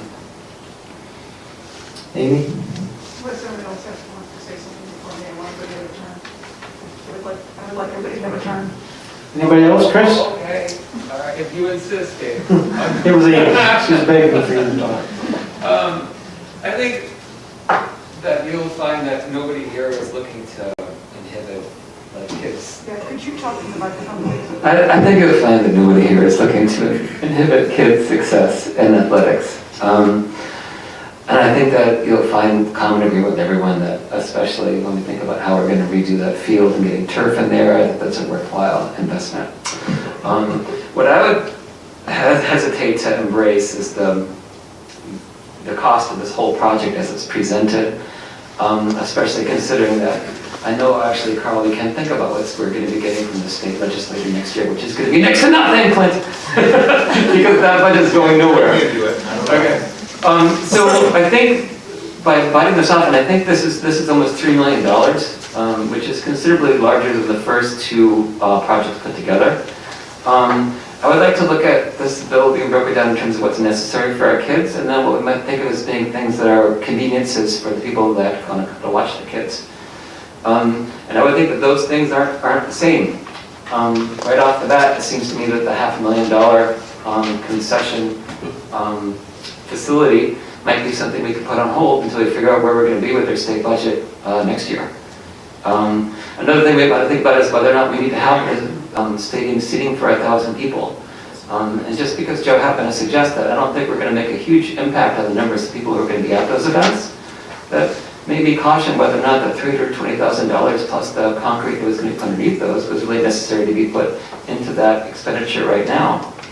And what I'd like to find is smart ways in which we could think about how we can be responsible to the people in our district, right? But also to our kids.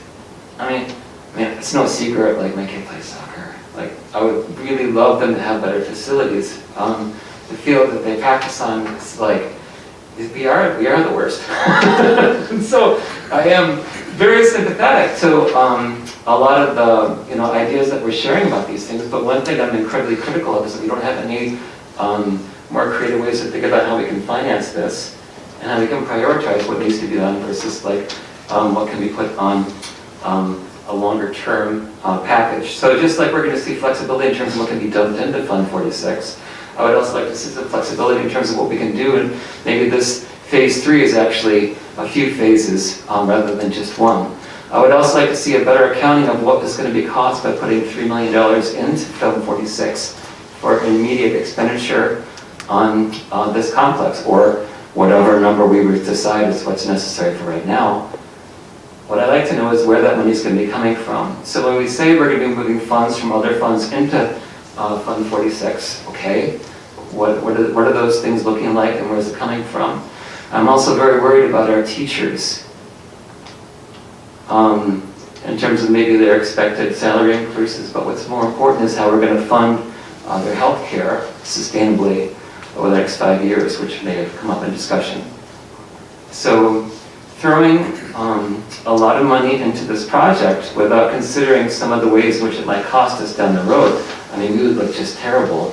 We spent a lot of money on things that weren't necessarily immediate concerns if that cost some of our employees the next year or two when we start thinking about the remuneration, or especially when we start thinking about making sure that their health care is not going to be facing any increases. So does that seem like a good general approach to how we can maybe break this down? My concerns are not what's being spent and what our kids need, but my concerns are what's being spent that aren't necessary right now. I'd like to see a better accounting in terms of what the costs are going to be, the true costs. I'd like to see a better accounting of where these funds are going to be coming from over the next 2 years as we pay for this. The last thing I think I'd just like to say is like, you know, I appreciate we seem to be moving better as a board. It's good discussion. And I appreciate the concerns of, you know, our well-respected community members. And I feel like this bodes well for discussions going forward. Thanks. Thanks, Chris. Anybody else before Amy goes? Would you like me to answer, Chris? Sure, go ahead. Just to follow up on Chris's, first of all, Chris, you said concession building, but it clearly says concession/restroom building. So the building you talked about, that would eliminate the restrooms. Yes, I'm good with that. You're good with eliminating the restrooms? Yeah. What I'm talking about is making a better understanding of what's necessary versus what's a luxury. What is a convenience for the people that are using it versus how we support our children. And I'd like to see that being better laid out in the plan in terms of how we're thinking about how we're going to pay for it. Okay, you do have the costing in front of you, right? That has it broken down item by item? Are there any on there that you think aren't,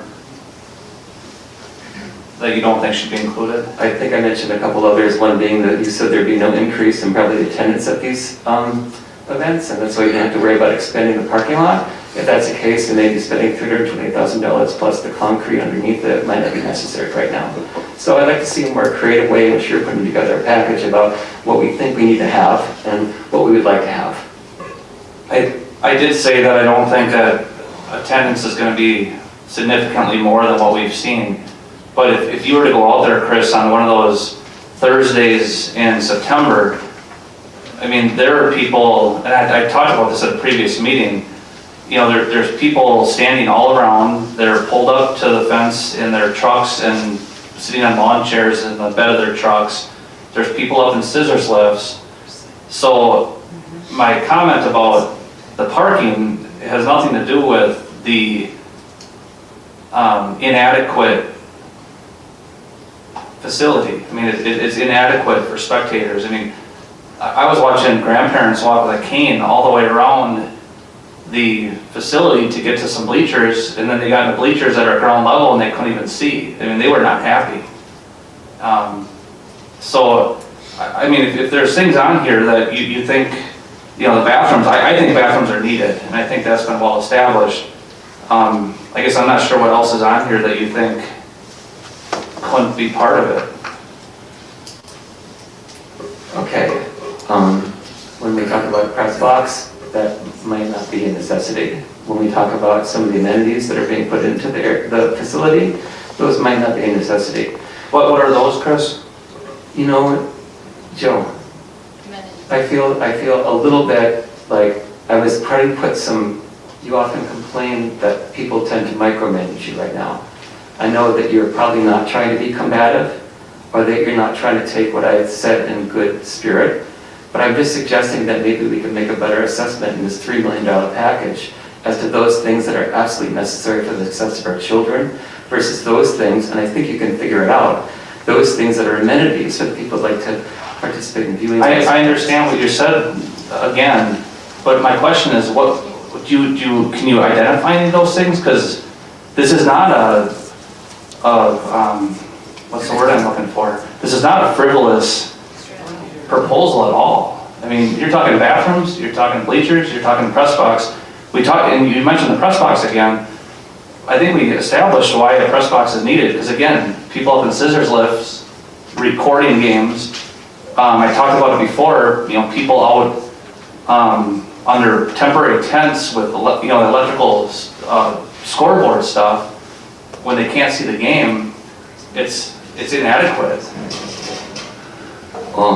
Even if it's inadequate, there's a difference between what's necessary for our student success and then what are amenities outside of that. So if you disagree with that, that's fine. You just have requested feedback.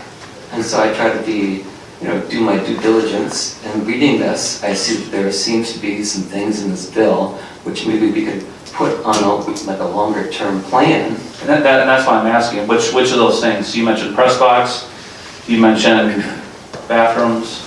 Okay. I'll wait for I mean, I do think the storage piece of it. wait for my computer to boot back on. Okay, I do think the storage part of it, and that's not included in the 3.6, or I'm sorry, 2.6, now I'm getting confused. We did not include the storage, I mean, that would be an example maybe.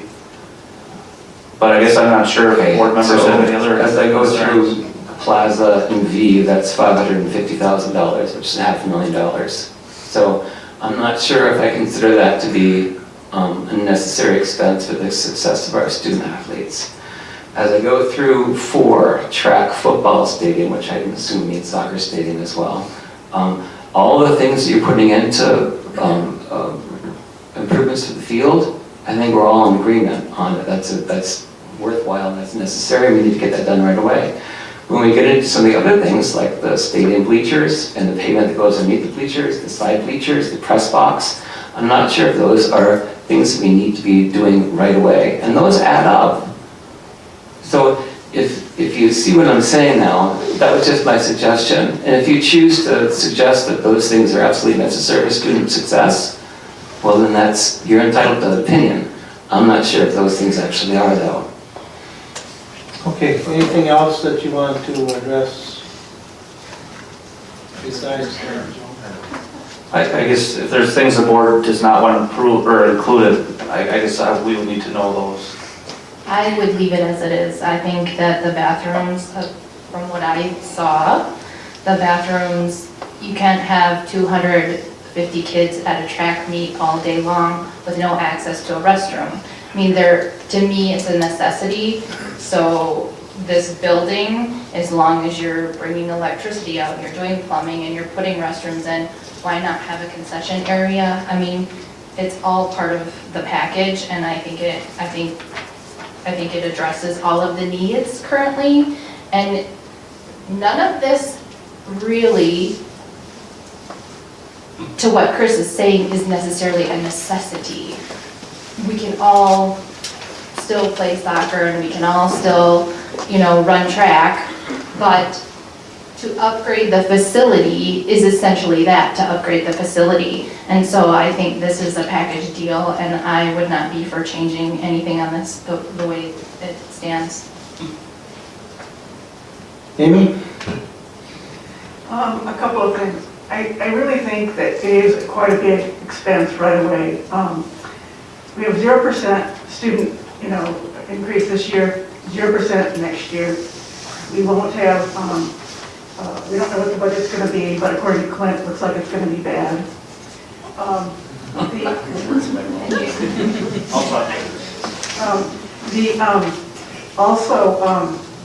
The consumer price index, which is what we do our raises on, which I think is not just for teachers, but for administrators that are very highly paid. That's a lot of money when you think about it. So something's going to have to give in that respect, because health insurance is probably going to have to go up. So when they do get a raise, is it going to be a raise for their take-home pay, or is it just going to go right into their insurance? So those are things that I'm very concerned about. I am not against sports. I think that the idea of having the turf is good, but I think we need to find some more creative ways to do this, because I'm really concerned that we're going to miss out on other kinds of programming because of the big expense all at one time. Also, I just wanted to say, you posted that in the administrative content again, you posted that deal about what you could do with capital improvement, and I also have a copy of it. And so I'm just wondering, to me that's up for interpretation as to whether you can do what you said, like new improvements or whatever. So I don't know, did you get a legal right on that? Did somebody tell you that that would be okay? Yes, the capital improvement fund can be used for making these capital improvements. And Amy, I think that's a really good point that you brought up about the funding, because we've talked about it. I mean, the cost of living increase, that we're gonna be looking for our staff and the compensation, it's gonna be significant. But again, we're talking, you know, people are saying, well, why don't we find a creative way to fund something like this? We have, and you have, you know, the board has put ourselves in a position where we have funds that can be used for this that are in a capital improvement trust. Those trust funds cannot be used for teacher salaries or insurance premiums or books. They have to be used for capital improvements, which this would fall under. So we have been creative, and again, it's up to the board to decide. I'm not trying to twist anybody's arm or anything like that. I just want people to understand that's what the board has done. There's over $5 million in that fund. So if the board wants to do this, the board can do that, and it's not going to take away from the funds that can be used for our instructional staff. Clint? Yeah, thanks, Chairman Dave. CPI obviously is something we don't know what's going to happen. We get different fiscal estimates like every week. Like the latest I saw was like 5 to 7%. So obviously that's going to be a concern. I will say this is the stuff we should have had prior to the last meeting. When this was brought up as an action item, this would have made it a lot more palatable for me to see all this information, the way it was presented, the history of it. This was great. I don't think there's anything that can be peeled out of here. Chris, I was looking through it. I think it's a package. I think it's a take it or leave it as far as the way this is presented. I don't think there's certain things like peeling back the black dirt on the field that we can say, well, we don't want that part of it, we want the rest. I think if we're going to move ahead with it, we should do it now. I think it's going to get more expensive. I will tell you, I've got district administrators in my assembly district that are coming to me that are talking about going to referenda. We are not in that situation. We have this money set aside. So me being the fiscal conservative, I actually think this is a good time to be doing this. So for me, Mr. Dolke, it was not anything political at all. It was the process how it was done. So thanks for coming to Mr. Dolke. So that's where I'm at. So. Dr. Zanowski. And Clint brought up the CPI. We do know that the CPI for next year's staffing has been set. It's the 12-month average, and it's at 4.7. So the number that we've used in our district the past several years would be 4.7%. And we will be talking about staff compensation in the next couple months. But Leah and I and the rest of the team, you know, we have been careful. I know the board is well aware that, you know, even though we did not receive additional state funding, we did receive a sizable funding mechanism from the federal government through the ESSER funding, the Coronavirus Relief Act. Our district has been very careful in how we've designated those funds because we know that, you know, having a good staff is the most critical thing we can do to make sure that our children are well educated. So we have planned ahead, and it is going to be significant though. 4.7 is a large increase when most years are under 2. Just for clarification, Joe, 4.7 was the number for this year. The process that we used is the same for the past several years, not the 4.7 number. Correct. People to misunderstand. Yeah, previous years was under 2. 1 year, I think it was under 1. It's close. I think it's 0.12. Was that 3 years ago, Leah? I don't know. It's really, it fluctuates, but this is the highest that I've seen. Any other discussion? Charlie?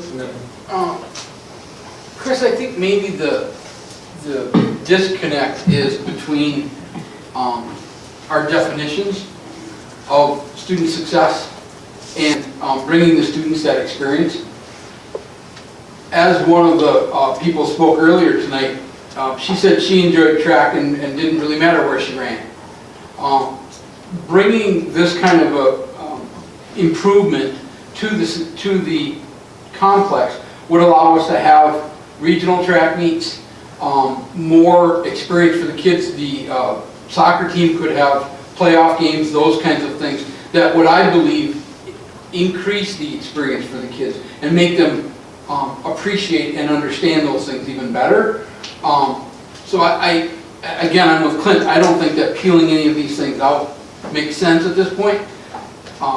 Things are getting more and more expensive every day. The longer we wait, the more expensive they're going to be.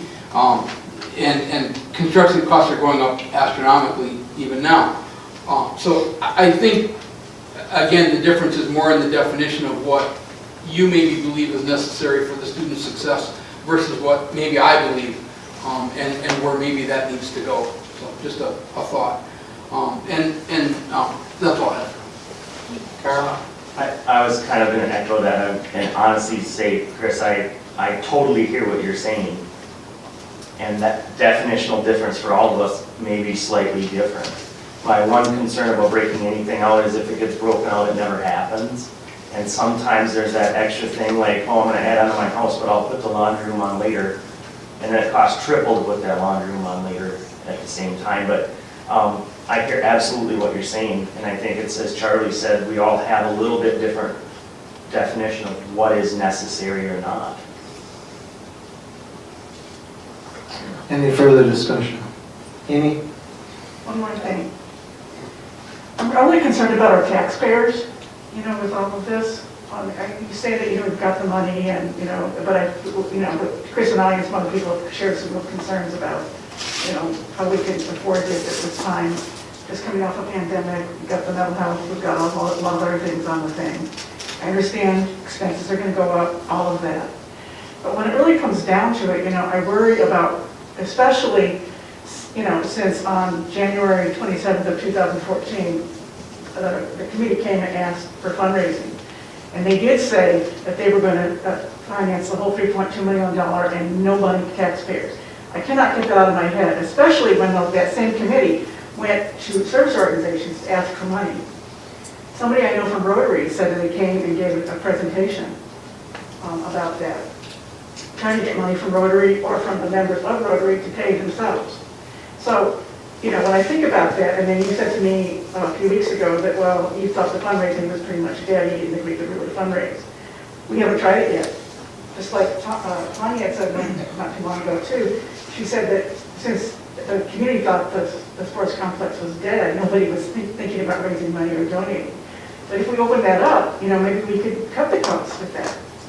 I would hate to go to referendum, but that is one way that you get your taxpayers to decide whether it's important or not. The only, I guess the only thought I have from a fundraising standpoint is I feel grateful that group got together and raised what they did for the district to get us to where we are now. And I feel a little bit guilty going back to them and asking them to do it again. I know, I just think when we first made the decision and with the funds that have been fundraised, that was the thing that flipped me to support the sports complex in the beginning, was the amount of money that the community and the committee had raised to get this project off the ground. And I felt obligated to support them for all the work that they had done. And I think that with where we are at right now, the size and scope of this project, I guess I feel confident that the district has the ability to do this and to maintain our Fund 46 into the future. Mark? Yeah, it's come up several times about students and mental health concerns, which I don't think any one of us would argue is a very big concern. But there's also physical health. And I've talked to a couple FIED teachers here in the recent past where they tell me stories where they'll have kids outside and they're just walking for FIED class and the kids have to stop because they can't breathe. And I mean, we're talking less than a mile. I mean, that is a big concern too. So I look at this, we call it a sports complex, but to Carl's point, and I think he hit it spot on, this is a student complex. This is something that's going to be utilized by every single student, FIED, and that to me is just as important as any other subject or mental health or whatever we're talking about is physical health. And if we can utilize this complex, around the clock, and I mean, I appreciate the mental health, but we need to look at physical health too, and I think we're lacking in that department. I think you expect it to be used as well. So if the investment is made, and you've heard me and others ask, what are we doing out at Bjornson Environmental Site? We have this resource, how's our, is it being used? The conversation would be the same. How's our Phi Ed staff working in this new resource into the lesson plans, into getting kids out during the day and maximizing the value we get for the dollars spent? Not just soccer, not just track. Value comes from high use, right? Cheaper dollars per use by more use. Chairman? Just want to make a note on the fundraising. Remember that the people that you're going to go ask for money from are taxpayers as well. So they're certainly paying for this, as are all taxpayers throughout everything that we do in the district. And to go back to selected people again and ask them for more money, I don't necessarily think that that's fair. And you bring up often, Amy, the business world in the COVID era. I don't think there's a lot of businesses in the city right now that are real flush. And to go back to them and ask for more money from them directly, I don't think that's fair. As far as next steps, when we conclude our discussion, what I would like to see happen is the board propose a motion to come back at our next meeting on the action item. And I'd like to vote on that so that we have clear direction as far as our next steps, so there's no ambiguity. Any further discussion? Clint? Hey, one last thing. If we bring this forward as an action item, I want to make sure that going forward, it's what we discussed, or if anyone has objections, that we air those out prior to getting to that meeting to vote on it. So I'm hoping that this is kind of the final product. So what I guess I'm saying is speak now or forever hold your peace. If there's something you don't like or something you want to peel out of it, now's the time to talk about it before we get to that meeting. Thanks. Thank you. Chris? Well, I'm probably the odd man out in this one. But there's just a lot of optics that are troubling to me. How, we came up with a discussion a relatively short time ago that we were going to discuss this item. And then it came out as a pretty high-ticket item that was way bigger than we had ever estimated before. And then there was a very limited discussion in terms of what was necessary versus, how we could find ways to save some money on this large ticket item, but also justifying this to the community, how and why we as a board manufactured an immediate need that we hadn't considered before. And it's really problematic. I mean, now we're up a board that's like, yep, we have to do this, it's necessary, all these things are absolutely part of what we need as a district going forward, but yet no one brought this up this whole year. That seems like a board that's not engaging in a decision-making process that's necessarily accountable for our, constituents, the people who voted for us. So if you're asking me, Clint, if I would support this, I would not, and I would ask that those items that I had suggested be put on as a contingency that we would look at maybe at the end of the year or next year to see if we've got I think it came up to almost $1 million. So just to be clear, I don't know if anyone cares if I'm a vote or not. It really doesn't matter because I'm the odd man out on this. I would be very much in favor of voting for this proposal with the items to improve the field, improve the facilities, improve those things that we're getting, as Carl stated, high use, high value investment. I can feel in good conscience that those things are going to be paid back in ways that are going to have real effects for our students, not just our athletes. So I appreciate that argument. But if you're asking me if I'm going to support this with those other items in there, I would say no, I wouldn't. And so I guess if you're asking me to, it's not really a motion, it's a discussion item, so it's hard for me to make an amendment or a friendly amendment. We just have to wait till next, I think, by the way, which that these meetings operate, we wait till next time and I'll make a friendly amendment, we'll get voted down, and then we vote on it and it'll pass. So we really can't make amendments now, and if that's what you're asking, Clint, and to make sure that we're all for this. It's not, it's a discussion item, but it'll come up in the next meeting. Angie? This is really and truly though, Chris, the third meeting that we have discussed this issue, starting with Mark's question about what is the status of it when we were looking at the maintenance plan. So if we carry this forward to the next meeting, it will be the fourth time we are discussing it. So it's not to say that we haven't discussed it. I guess my sentiment is, do we have to carry it forward for a motion, or can we make a motion now if we have? We need to bring it. So I would like to have it brought forward to the next meeting for an action item. I would make a motion for that. Is there a second? As is. I'll second We have a motion and a second to bring it back next meeting as is. Any further discussion? Okay. Janet, you can do a roll call vote. Chris Freeman, Nope. Mark Hillman, Yep. Annie Newsby, Yes. Clint Moses, Yes. Carl Palmer, Yes. Amy Riddle Swanson, No. Carly Schneider, Yes. Angie Skillings, Yes. David Steyer. Yes. Okay, the motion passes 7-2 to bring it back at our next board meeting as an action item. At that point, it will be able to be amended or anything else. Discussion can be held, just so everybody knows what's that please. It will be an action item, but still available for discussion and everything else. Okay, our next item on the agenda, discussion item 5B, discuss curriculum transparency in the SDMA. Well, I guess first I'll turn it over to Clint since it was your... I'll introduce it, yeah. This is good. This is my agenda item. The purpose, obviously, to provide students, parents, and the community and all stakeholders with an honest, fully transparent information regarding the education provided by the SDMA. Over the last few months, I've had numerous emails, phone calls, and conversations with people in our community regarding this topic. Parents want to be engaged in the education of their children and have the right to know what is being taught in our schools.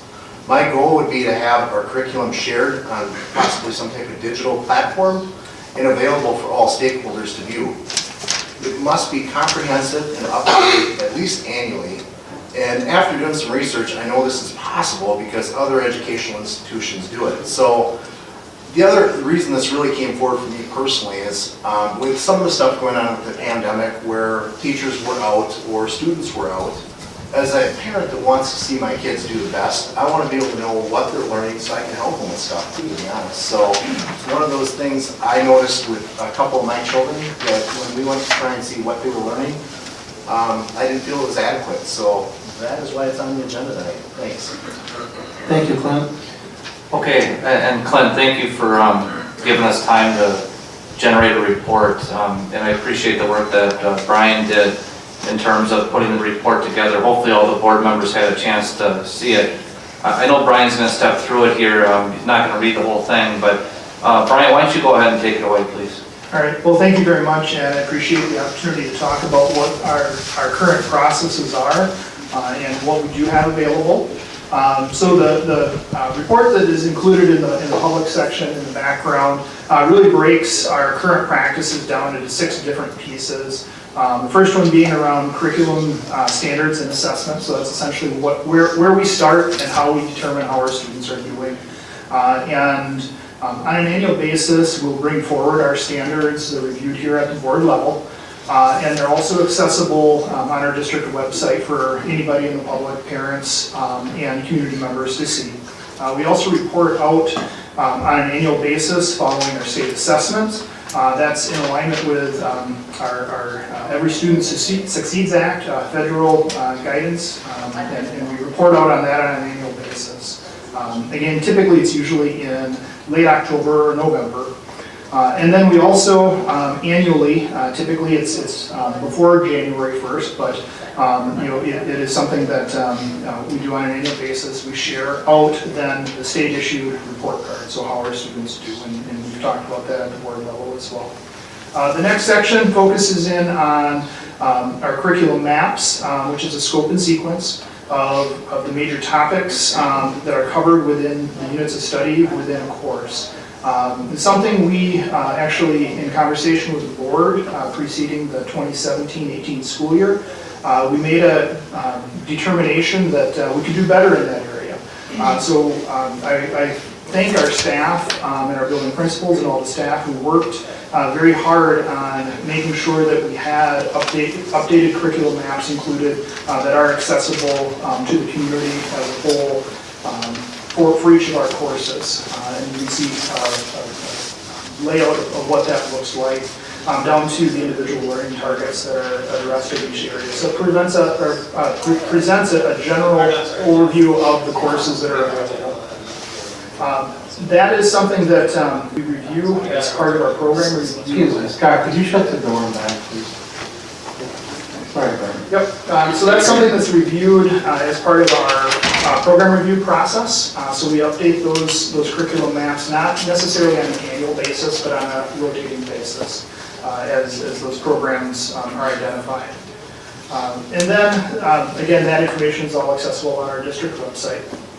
Next section is something that we did some work on this year to make publicly accessible on our website. And it's a list of all of the physical and digital textbooks that we use as resources to support the curriculum that's taught in each of our classes. So again, those resources are identified as part of our program review cycle.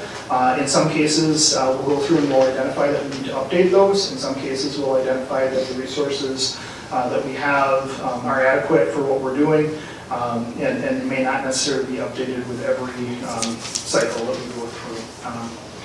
And then we do have other instructional resources and materials beyond textbooks in ways that families are able to access content within our district.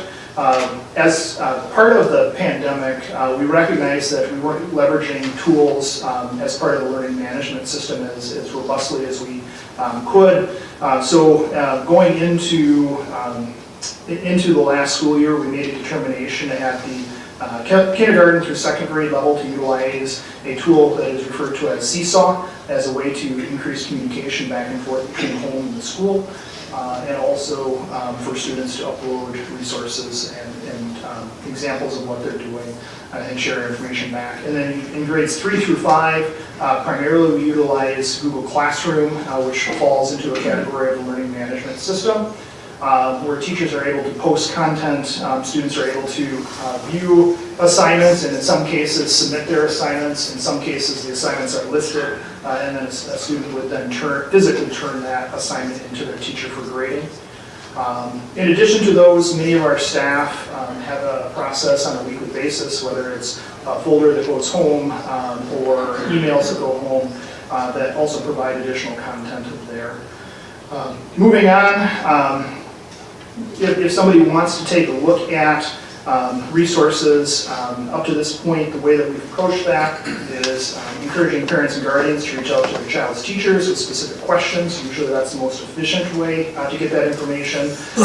But then also, if there are other individuals in the community, up to this point, it usually starts with a request to the building principal. Sometimes those then end up getting directed on to me if they need assistance with that.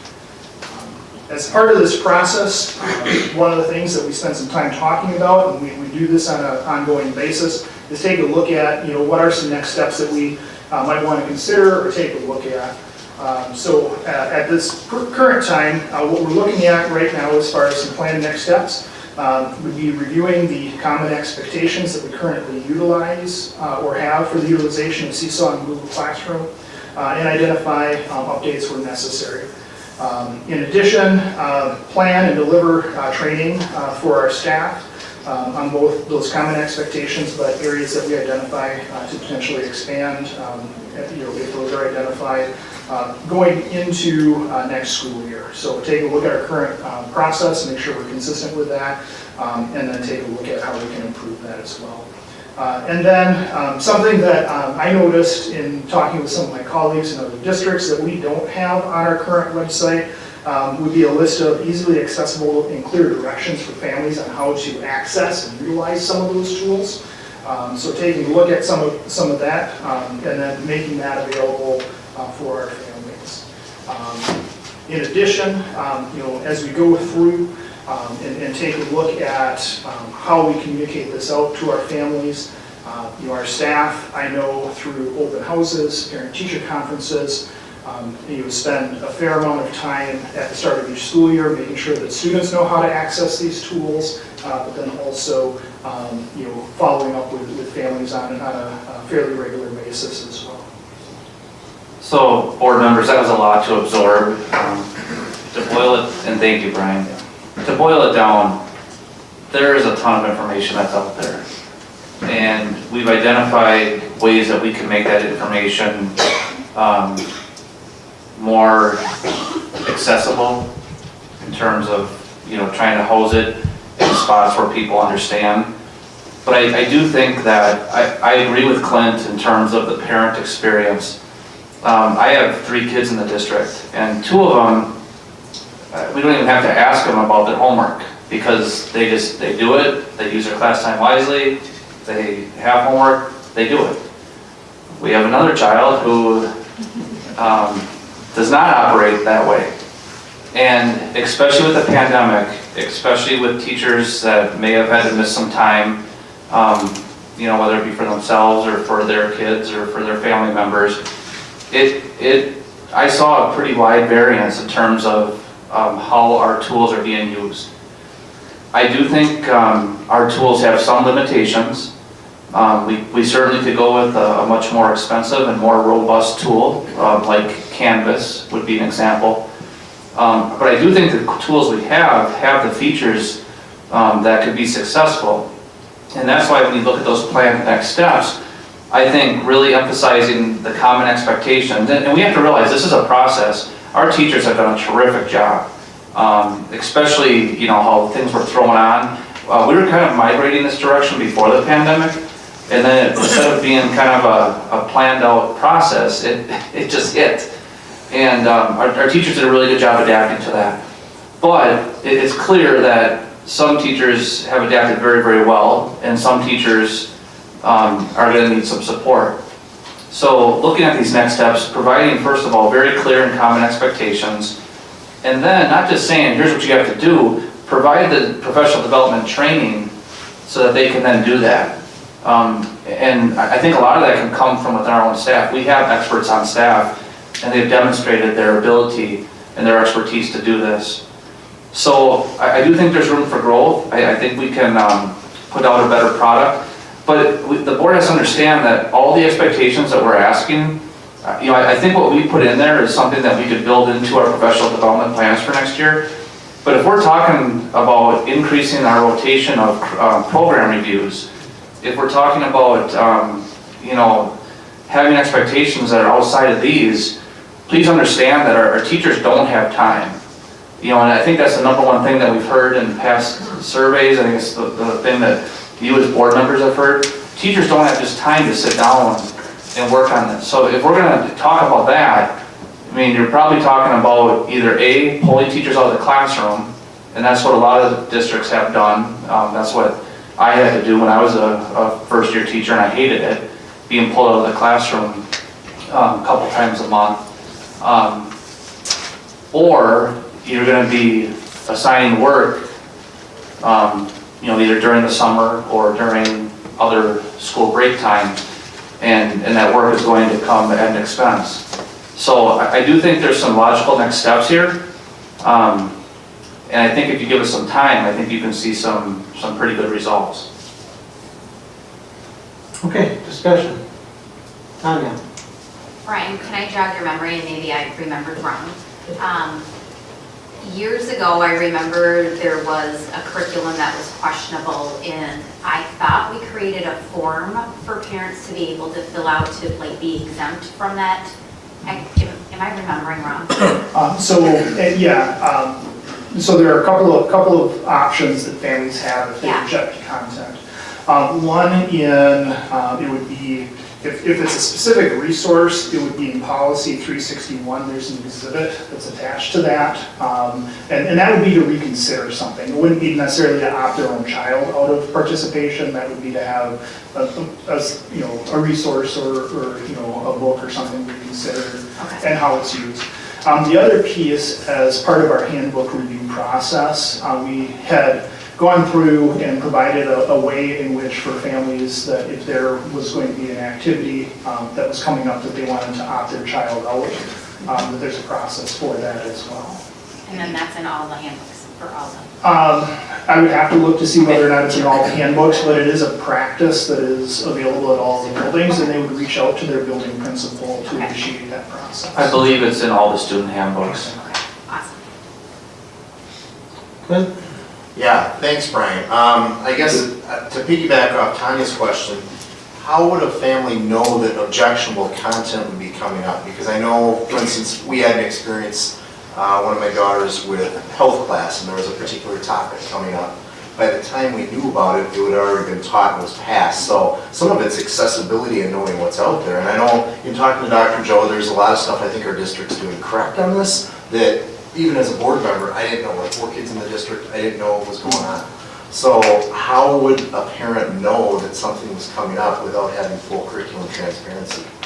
So with most of our courses, especially at like at the high school level, and then also with our health, you use the example of health. Our staff do provide information on the front end of the health course as far as the topics that are going to be covered within that class.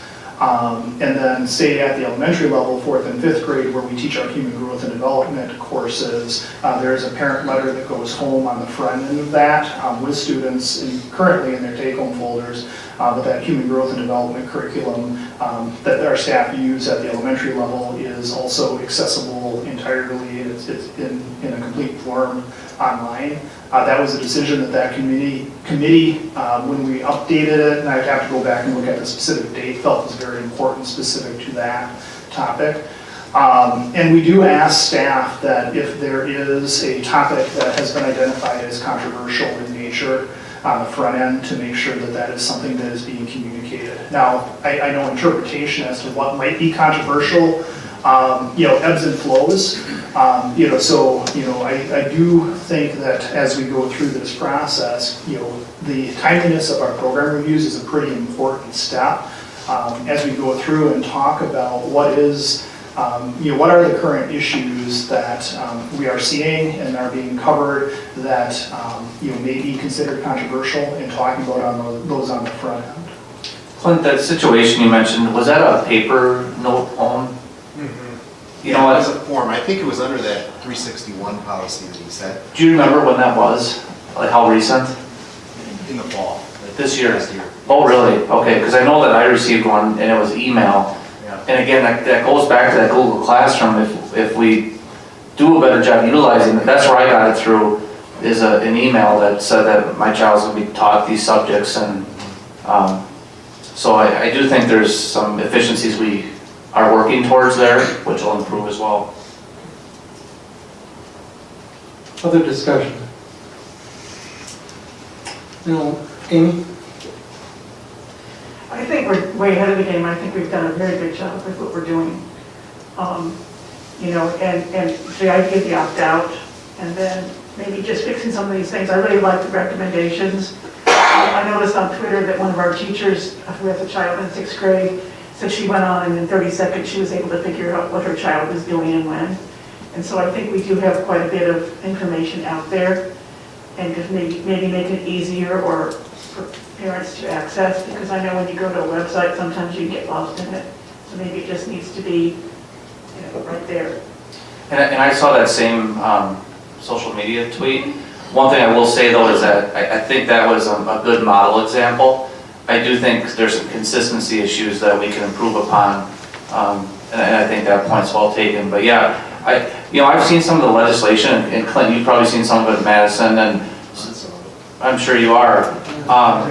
Some of the legislation being proposed, I'm reading it, and I'm thinking, you see the headline, the scary headline, you start reading it, it's like, oh yeah, we're doing that, check, we're doing that, check, we're doing that, check. I do think that we're in a pretty good spot, not to say that we can't continue to improve, but there are some districts that are not at this level or at this spot, and I do think that's a bigger issue there. Okay, any further discussion? Carl? I would just add, the next agenda item is the work plan. And under Pillar 4 parent and community partnerships, we have an item already on there, develop an action plan to assess parent satisfaction and engagement, and then below that is conduct family survey to gather district website use. And so this idea of making our web portal for parents better is already on our work plan. And because we got waylaid by the pandemic, it's been put on hold, but it's already there as a work plan item. So that's a good thing. Good segue, Dave. Okay, Chris. The only thing I'm wondering is if this isn't actually addressing the concerns that the people have been bringing to us. They really want to see actual content, not just topics for the day. And I'm pretty sure that's probably what Clint meant when he was bringing this up earlier too, is that there's ways in which that there's constituents who are out there who may not even be parents of students in the district, who are very concerned about what's going on in our schools. And so giving them the actual content in a way that they have been asking for, if it doesn't seem to be something that is kind of outside of like the reasonable request, I just think that we should try to make those things available to them. If they're asking for textbooks, if they're asking to see what books the kids are reading in class, I don't see why we can't have a shelf that allows, parents, they're going to come in, they're going to comb over it, they're going to look for things that are going to be problematic, and then we can answer them. I mean, it's opening up, a lot of ways in which there's going to be a lot of intensive scrutiny going on over things that, is going to take a lot of the board's time. But in terms of like trying to minimize the effect on teachers by keeping them accountable for what's going on each day and say, I think they're already doing a great job. I think what these people are asking for is to have some real hands-on understanding what they're learning so they can get their heads around what it is. And I think that's probably the best thing we could possibly do because frankly, the things we think we're teaching the kids, we are not. There's no critical race theory being taught in our school. There's a textbook there. We're not like teaching kids how to embrace different sides of their morals and values and ethics in terms of sexuality. We're talking about like being inclusive to their classmates. Put it out there. Because I think if you keep on burying this and you don't address what their real questions are, it's going to cause us problems later. It's going to cause you guys to take the heat off teachers if you allow those things to be out there. And then they can come in and address specific problems with some of the text or questionable material that we have. Chris, I think that's a point well taken. I will say that all this information in terms of what our resources are is available to anybody. It's on the web. Now the porthole for the Google Classroom, those types of things, those are for the students and parents. But if anybody wants to review a resource, we are absolutely willing to accommodate them. I do get concerned with the idea of creating a library of resources. One, to gather the resources, which I think that would be the easier part, but then to maintain it, I do get concerned about the staff time for that, to keep it up current. I do think, and a lot of our resources now are digital as well, so there's so much variety. I really think that the best thing to do is to provide them, yes, but provide them at request, and we certainly can accommodate those requests. I have no concerns about that whatsoever. Angie? I guess I wanted to elaborate, either you or you touched on the idea of Canvas. And looking at what we're currently doing, we're using multiple platforms, correct me if I'm wrong, for the online learning or for some of the way that we're managing. So we have like a different platform for young elementary kids, we have a different platform for high school, and then maybe in between. So currently we utilize two main platforms. Seesaw is the one that we have at kindergarten through second grade. And then Google Classroom is the one for 3 to 5. Canvas being another learning management system. Brian, that was 312. I'm sorry, 312, I'm sorry, yes, 312. Yes, I apologize for saying 3 to 5. 312.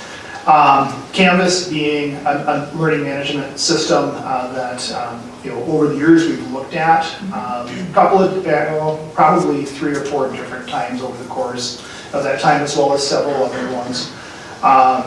Canvas in a most recent call, they do have an earlier elementary version that is probably a little more user-friendly for younger age students. That comes at a cost over what we currently are utilizing. And I would not be opposed to taking a look at something like that But at current level of usage, we do have components within some of the systems that we have available at a much lower cost or no cost that we're not utilizing to their full extent. So at some point in time, if we get to a level where we're utilizing those additional pieces, I think it would make sense for us to take a closer look at something like that.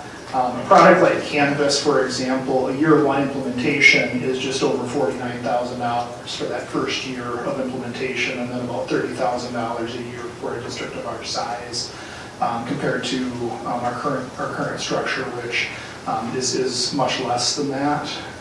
And what I see the main benefit of going to a tool like that is the parent portal is more robust than what we currently have with Google Classroom. Google Classroom right now, parents can be signed up for either a daily or a weekly summary of the assignments and activities. If you want to see what your students are working on, you need to sit down with your child, have them log in and sit alongside of them and have them navigate through that process. Where a tool like Canvas would allow a slightly more robust, you'd be able to go in and view what those assignments that were assigned were. And in some cases, you would be able to click on a link to the reading that a student would do, as long as it's not in a sign-on format. And a lot of our digital resources require some type of authentication or sign-on because of the user agreement that they have for them. Do you see the value of having like uniformity district-wide instead of using different platforms? I mean, do you see that as a value? Yeah. So I do, which is why we use the same tool 312 and the same tool K2. Google Classroom does not function super well with very young students. What my understanding of the current platform with Canvas or some of the other ones, while it's the same company that owns and manages, what the interface at the younger grades looks like compared to what the upper grades looks like is going to be different as well. And the sign-in process is going to look somewhat different. But the more uniformity you have, the better. You go back 4 years ago, I think at that point in time, I think we had 4 or 5 different platforms that staff were utilizing, because of things that either individual buildings had moved forward with, or just comfort level over the years. So we did really try to bring some conformity and limit the variation in our platforms at that point. So as far as the idea of curriculum transparency or transparency for a parent, you think that it would be more transparent if we went with a platform like Canvas versus Google Classroom? I can't say for certain if it would be much more transparent than what we currently have.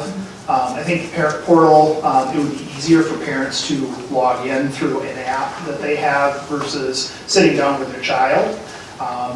Personal bias, I think there's a lot of benefit in sitting down alongside my child and having a conversation with them about what it is that is in the classroom.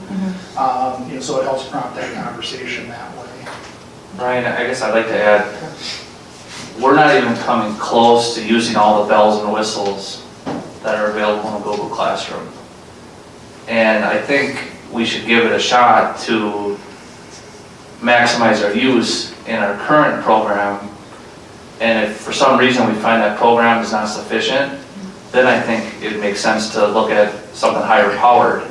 But I think there's a lot that we're just scraping the surface on that we can improve upon with our current programming, and that current programming is already familiar to our teachers. Okay, Clint? I would agree with Dr. Joe on this. I do think, and we've talked obviously quite a bit about this over the last few months, I'd like to find a way that Google Classroom, if there's some type of community user account or something could be done that you wouldn't have to authenticate into, kind of like our board docs is, but like a regular community member could log in, or a potential maybe family that's looking to move into our district and wants to see what we're teaching in our schools. I enjoy having the discussion because this is obviously something that's not going to go away. Chris actually touched on this a little bit. If you're not willing to share it, it raises suspicion. So I think it would dispel a lot of the problems that we have. it's not just a Wisconsin thing, this is federal as well. Google Classroom obviously is all over the place, so I would think they've got to be working on something for this too. I don't think it's necessarily time to jump ship and switch softwares, but it's something that's going to be, we need to discuss and work with, and going forward, it's just not going to go away on its own. But in the meantime, if people in the community want to see, our textbooks, things like that, by all means, we're happy to share what we are using, so. Are the textbooks that are digital, like on Google Classroom? Brian? Yeah, so the short answer is some yes, and when I say some yes, as far as them being on Google Classroom, the link in which a student clicks on within Google Classroom will then navigate them there, so they don't have to navigate to like 5 different sites. Now we do have some online resources that students go in through the student portal, but in the student's Google Classroom, the teachers are communicating, you're going to do this assignment in your math, online math textbook. So there might not be the direct link in Google Classroom that goes to that, but then the students know there's a link to the student portal where they then can jump off to do that. Some of our resources that are digital, like I said before, do have an authentication process, so the students have to log into their Chromebook in order to be able to log into those, because those are purchased, copyrighted resources. Think back to when we all were in school and the textbook had the copyright in front. Some of our online textbook resources are created under Creative Commons. They have a share and share alike agreement that goes in place, which means they're wide open for people to use, take, modify, change, things like that. Our high school math department is kind of a front runner in that. Now, in our textbook resource list, there's a link where anybody can click on that link and go and see what the students are using that way as well. So, it's a somewhat, multifaceted answer when it comes to that. But our staff who are leveraging Google Classroom at a higher level absolutely have those pieces in place, and our staff who are meeting our current accepted minimum expectation are working with their students on how they find those links as well. And then supplemental materials, are those in a place where parents can go look at those? So for example, I spent a significant amount of time going through my son's Canvas for the University of Minnesota, which is a very, very robust system. I'm assuming way more than we would ever need, but within his Canvas, he has a library for each class. So he clicks on that library, he can see every material they're going to be using for that class. So any materials that the instructor has deemed of value and pulled from a journal or from a book or from somewhere else that they've scanned in to utilize, they're all included in that library, so you can access and see all of those resources. I mean, is that something that we also have here? Like a list for each class of the materials that they're using outside of the textbook? Sure. So in most cases, that resides within the staff's Google Classroom account that they have set up. When we take a look at, a online library of all of those in one place, the short answer is no, we don't have that. It would be something that would be nested underneath of the topics that are covered within the course outline. Okay. So if we're talking about transparency and somebody wants to see what are all of the supplemental materials we're using for the health class, for example, there's not one place where a community member or a parent could go see those. If they reached out to the individual teachers. Okay. So is there a way of making that more accessible within what we have existing, like can we list health class and then like here's the textbook and here's all the, is that possible to like compile? Yeah, I think it's something we can be working towards Okay. As we take a look at some of these identified next steps. Okay. It depends on the teacher too, like I know 9th grade physical science, everything is on there. I mean, you can see every lab, note, everything. Other classes aren't as developed, but again, I think that's an area where we can improve. Okay. And then How many more questions do you have? maybe 10. No, just No, kidding. well, I have I one mean- more question that I asked Joe today that I think is maybe beneficial for everybody. So I think at the core of this issue, parents are just really concerned that what is going on out in society. They're hearing all these nightmarish stories, which I don't believe that is going on here. And so I think as a board, none of us believe that. But how can we ensure then going forward that we can appease the minds of our community members and our parents and our stakeholders that that isn't going on? I mean, there are probably definitely here as well as anywhere incidents where maybe the line was pushed a little. I know of one that I personally can think of, but I think those have been handled appropriately, and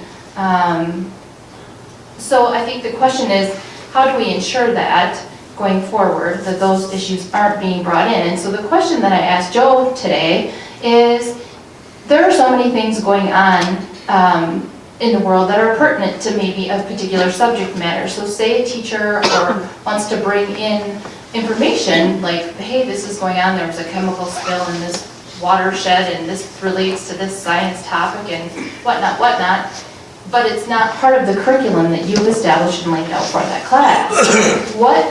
What kind of protocol is there? Do they have to fill out a form? I want to utilize this information, we want to watch this show, and this is how it's going to benefit this thing, send it to you, you sign off on it, done, boom, then they get to do it.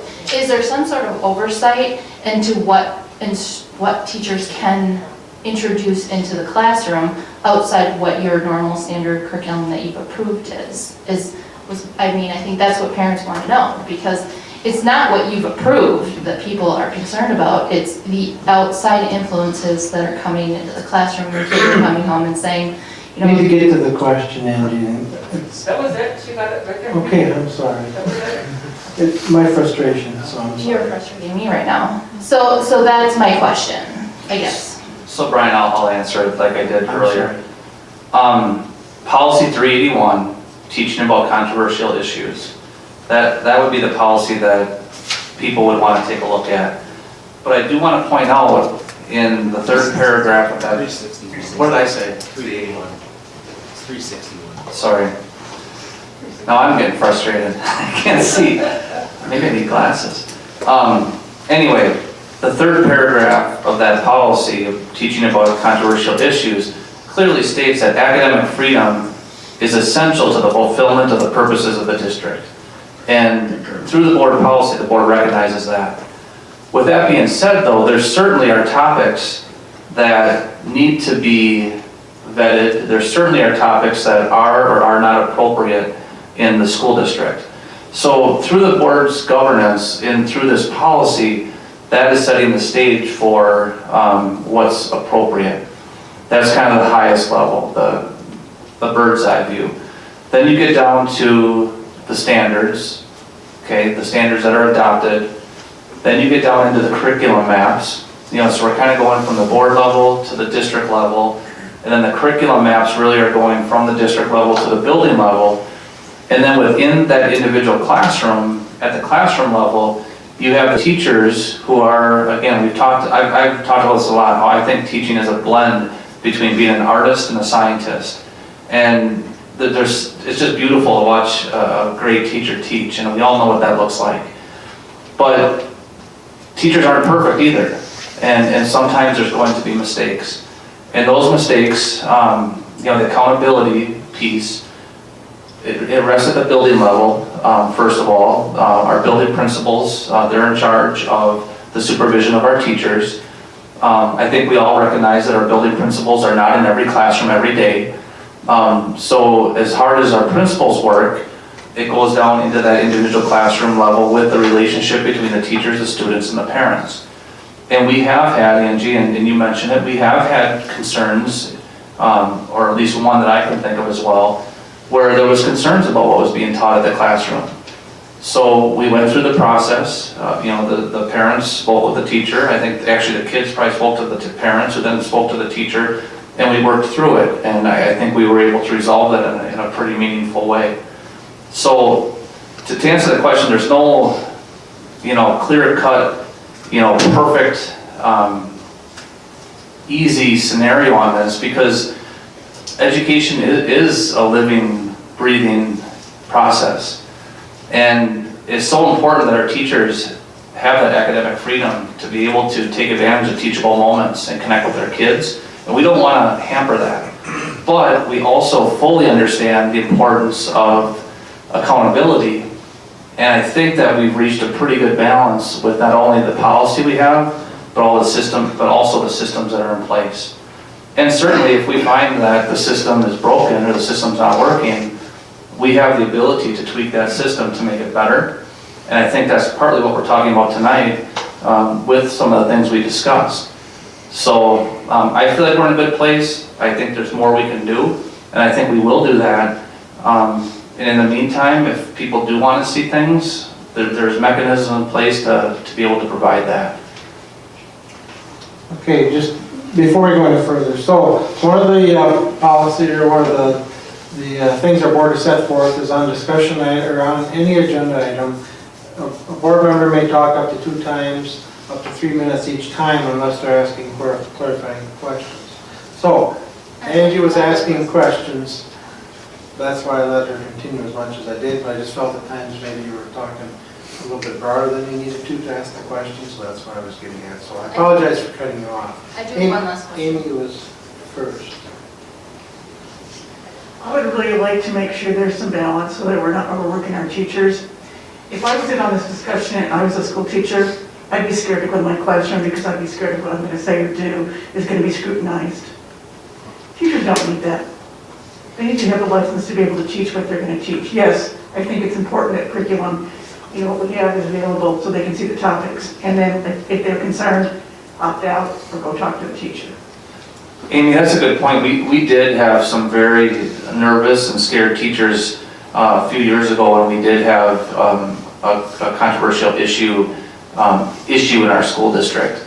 And we provided additional training. We actually brought in the school district attorney to have a meeting with the teachers during professional development and explain to them kind of what it is that they really need to watch out for and what's appropriate and what's not appropriate. And I think that really helped, and I think since that time, we've continued to maybe improve the confidence, but also the accountability. But I think you're absolutely right. I think we need to handle this very carefully because teaching is a very difficult profession, and it's under a lot of stress, and probably more stress now than it's been in a long, long time. So I do think this is something that we should be careful with. Then what is the recourse for somebody that has a question or a complaint about something that they've seen that their child is learning or their child came home and told them? What is it? Well, where would you find it? Is it on the curriculum page? Like what to do? Can we add that as an item? I would say that the board has policies on how to handle complaints and concerns and complaints. If it's about a specific recourse, Brian already mentioned there is a review process that's available, and that's in board policy. I would say more often than not, though, if there's going to be an issue, it's probably going to be an issue with, perhaps a bad choice being made, and then that would be more of a personnel issue.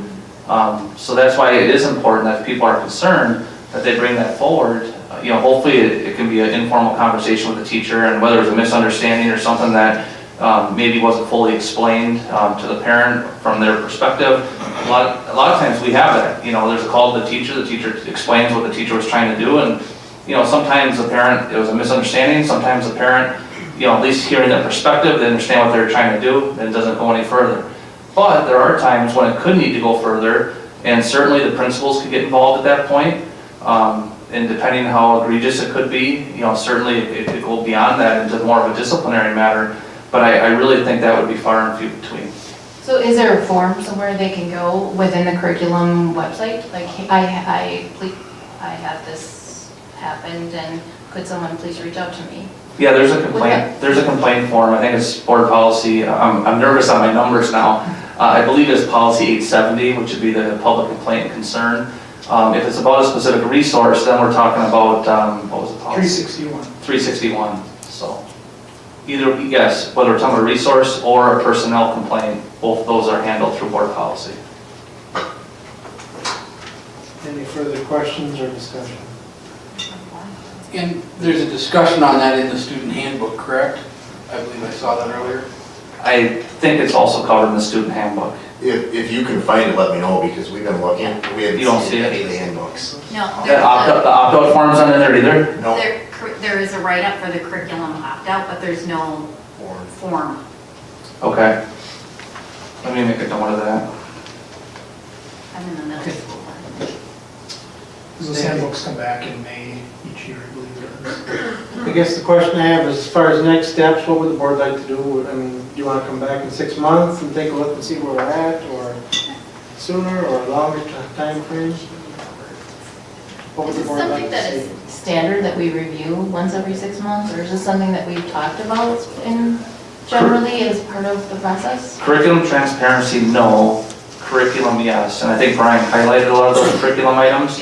But, you know, the board does a calendar of board reports. I see no reason why we couldn't do a curriculum transparency update as part of our calendar of board reports for next year. Does that sound good? Yeah. Okay. Thank you, everybody. I apologize, Angie, I wasn't trying to cut you off. Just want to make sure I'm doing my job. So. Okay, item 5C, review strategic planning goals and district work plan for 2021-2022. Well, I appreciate Carl previewing this. And just to remind everyone, back in July, when the Delta variant was starting to really pick up speed, the board identified prioritized goals. And you can see in the report that the prioritized goals are bolded.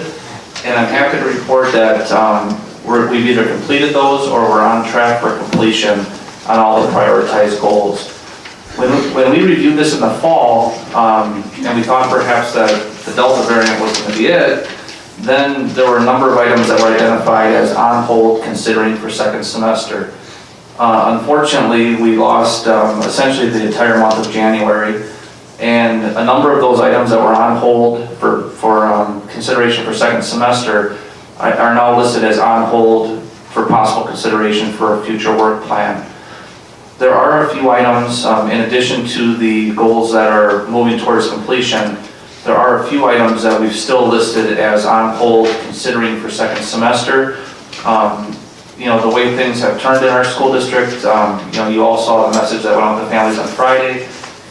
You know, it feels so nice to have a boardroom that is back to normal here tonight.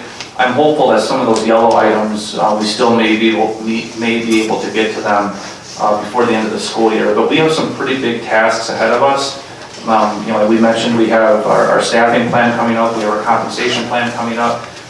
Planning for next year's budget is going to be a big deal. So I'm a little hesitant to commit to those at this time. But what I can tell you is that we're focused on completing all the bolded tasks. And then if we can get to the yellow ones, we will do those as well. Any questions or comments about any of the strategic planning goals in the work plan? Chris?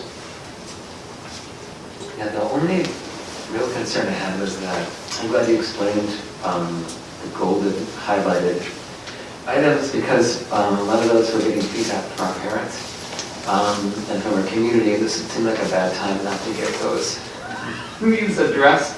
So, especially given the time of the discussion, it might be nice if we could sort of integrate some of the ways in which we're getting feedback, if possible, so that those ones here, and you say that might be able to be done.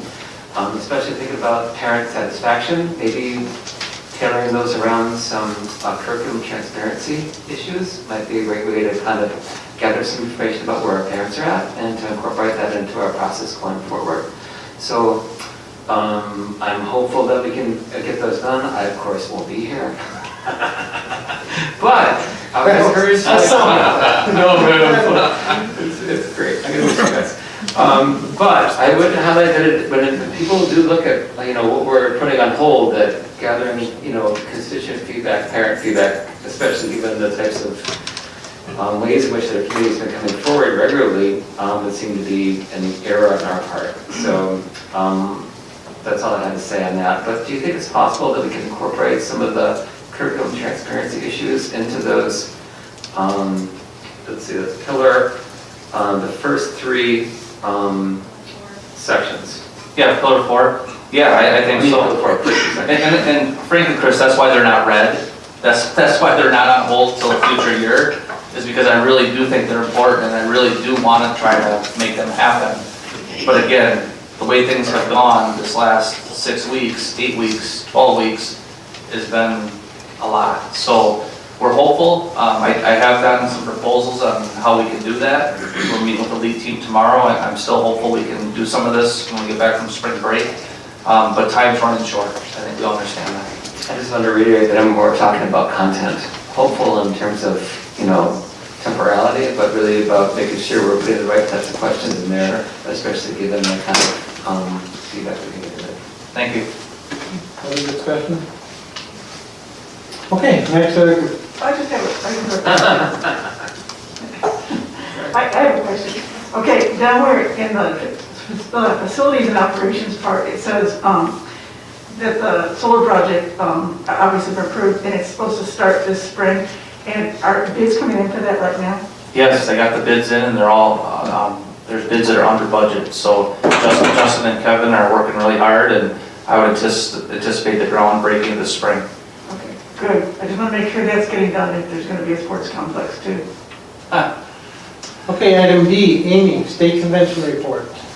You noticed that in the board docs that I did a report, and hopefully you had a chance to read it, and if not, it's okay, you only spent a couple hours on it. Basically, if anyone, especially new board members who've never been, I think it's a really good thing to go to. I mean, we're kind of stuck in our little world here, but if you go out and you see other people at sessions and stuff and talk to other board members and other people, you will find out that, hey, there's some good ideas that we can bring back. The sessions are always good, all that kind of thing. The resolutions, that was interesting because, like I said, the technology was really in and out because, and of course, they had to have a quorum. So every time the technology went out, we have to take a break and wait. And so that just took a lot of time and energy. So we'll be glad if we can go back in person at some point. But just to let you know that those all-the-time resolutions did pass. The one that had the most talk about or most conversation was the NSBA, whether we should stay with them or not. And that was pretty much passed as if the board of directors would make that decision. And then the other one was about the Asian, making curriculum available for Asian and Pacific Islanders. And the rationale for that is because they have done a lot for the United States and their, I guess, their accomplishments for us, and also because of the hate, because everybody thinks that the virus came from an Asian country, and so about hate crime, that kind of thing. So that had a lot. It did pass, but it was a lot less. It wasn't as wide as the margins all the other ones were. And so, yeah. And then Joe was lucky because I sent him a picture because he wasn't there. I sent him a picture of Craig Council. He's the manager of Milwaukee Brewers baseball. I didn't get my picture taken with him, obviously, because I'm a Cubs fan, and I didn't want to divulge my, my loyalty to my Cubs. So, and they're big rivals. But anyhow, that was a really good discussion too. So I don't know if there's any other things you want to say. I did talk about the sessions that I went to. If anybody has any questions or wants to talk to me, you can certainly email me or talk to me after the board meeting or now if you want. Any questions for Amy? Thank you for going, Amy. And thank you for the report. I read it. It was well done. Yeah, nice report. She beat me to it. It was very helpful. Okay, thank you again. Item E, discuss SDMA membership in the National School Board Association. Clint. Well, that's a good segue. Amy brought this up, actually. That's where I did. Great segue. This was obviously brought up at the WASB at the state convention as well. A number of states have been trying to decide what their stance is on membership into the National Association of School Boards. So I guess I brought this up for discussion as a board to see if this is something we want to continue with. Obviously, we pay a membership, and I didn't give Dr. Joe a lot of a heads up on this one, other than I said I wanted to know what we got as a result of our membership from this organization, what it is they provide us. Because WASB, it's quite clear, we actually do get some resources from WASB. Like, we're going to be talking about a board retreat coming up here, and I assume we'll have a facilitator from WASB, but the NSBA, what is it that we get in return? You're asking me? Well, Clint, you know, it's really a board organization, so I would think a board member would be able to report on that. I'm kidding. Did anyone? I'm kidding. No, I was joking, I was being smart. We have had a number of board members that have attended the national convention, and the reports back, I've never attended the NSBA convention, but the reports back from the board members that have gone have been very good. And you know, I think what Amy said a little bit about going to the school board association, the state one, it would kind of ring true with that, except even on a grander scale. Going to a national conference is really something I would encourage anybody to try to do at some point. One, you really get a good flavor of what the most recent trends and best practices are. Secondly, you get networking that there's nothing to compare going to a national conference, the networking that you're able to achieve, and then the relationships that you could build. So I do think there's benefits there. You know, I also put the website in board docs. I mean, there's a number of resources that the NSBA provides for school districts.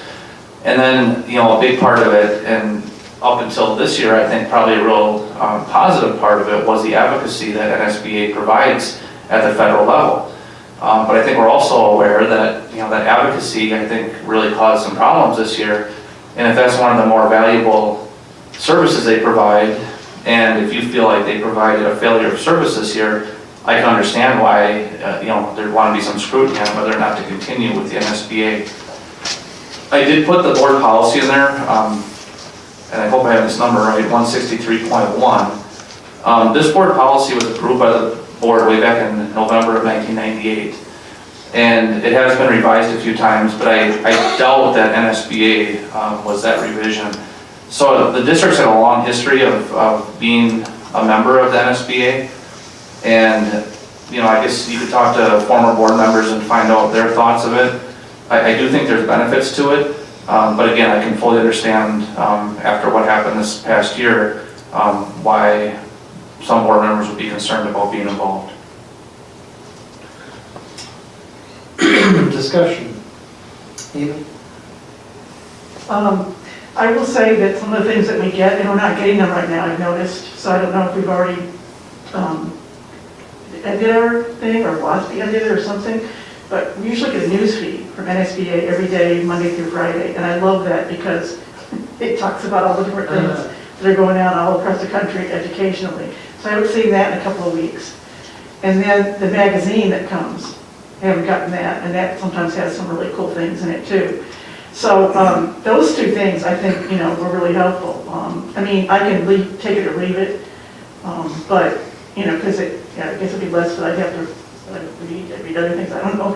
But the thing is that there needs to be some, and this was brought up at WASB, that there needs to be some kind of national association, whether it's NSBA or something else, because we want, even though we're local, we also want to be able to know what's going on and what we want to lobby for at the federal level, not just, you know, our local or state levels.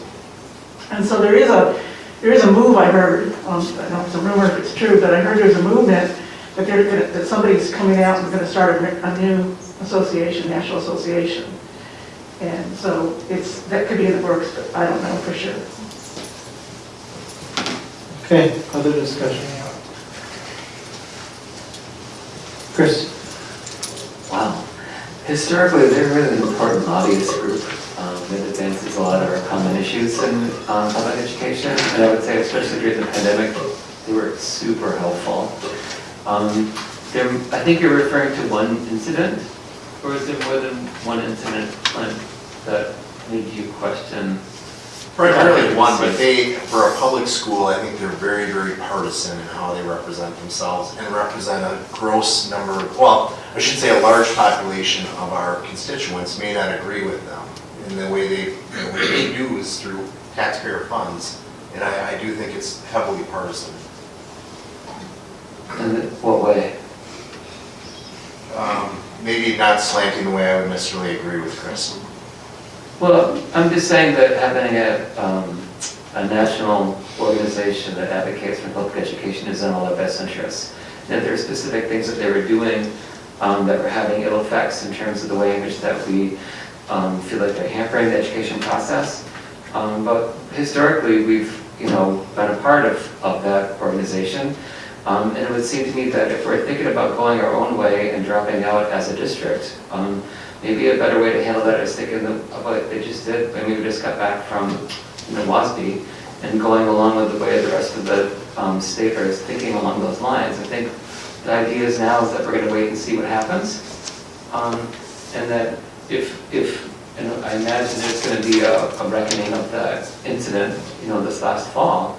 But it seems to me that there was an overwhelming majority of members at WASB that voted to approve that. Okay, well, what they approved was the board of directors to make the Right. final decision, so I would imagine they're meeting. Correct. And just for the people who know who the board of directors are, it is a representative from every region. So there's 12 regions of the state.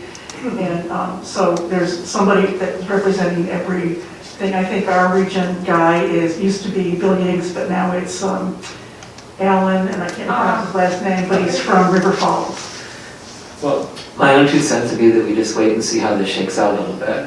Even though it might be politically, I don't know, to do something right now. I'm glad you raised the issue so we can start being more aware of the associations we belong to and thinking about what they do for us and maybe coming back with a better sense of what they do over the long term rather than in terms of this immediate circumstances. Might be a good way to go. Amy, did they give any kind of indication as to when they were going to decide as far as a board, or was it up in the air? It was pretty much up in the air. The other thing that they do too, and this comes across, but I can't get into them anymore, they also do the legal notes on every Thursday too, where they talk about all the cases that have gone to court on behalf of students or things, and that's always interesting to read too, and see what the cases are and what the decisions are. Charlie? Where are we at in terms of paying our dues? Are the dues due? Did we just pay for this year? Any ideas where we're at there? I think this school year they'd be paid up, Leah, is that correct? Correct. So we pay again in July or something like that? Yeah, I think typically in June is when the board would, Approve that membership? yeah. Well, it's approved through policy, so unless there's a change, but we'd be looking at July 1 renewal. Yes. So I'd say the board would need to let us know probably by the end of June. Well, I certainly disagree with what they did last fall. I don't want to be knee-jerk here either, so I think it might make sense for us to keep an eye on when those dues are due and make a change to that policy prior to that time frame if we feel that we need to. Or someone could bring it up at the next meeting for that matter as an agenda item and then move forward that way. Just a suggestion. That is policy 163.1. When is the last time someone went to a National School Board Association convention? I think Penny went, well, the pandemic, I don't think they even had it. Penny and Dan. Right? Chicago? I think there was one in San Antonio too. That someone. The last one from Menomonie, I believe, was Penny Burstead and Dan Paulson. I think that was San Antonio. That was San Antonio. They were busting.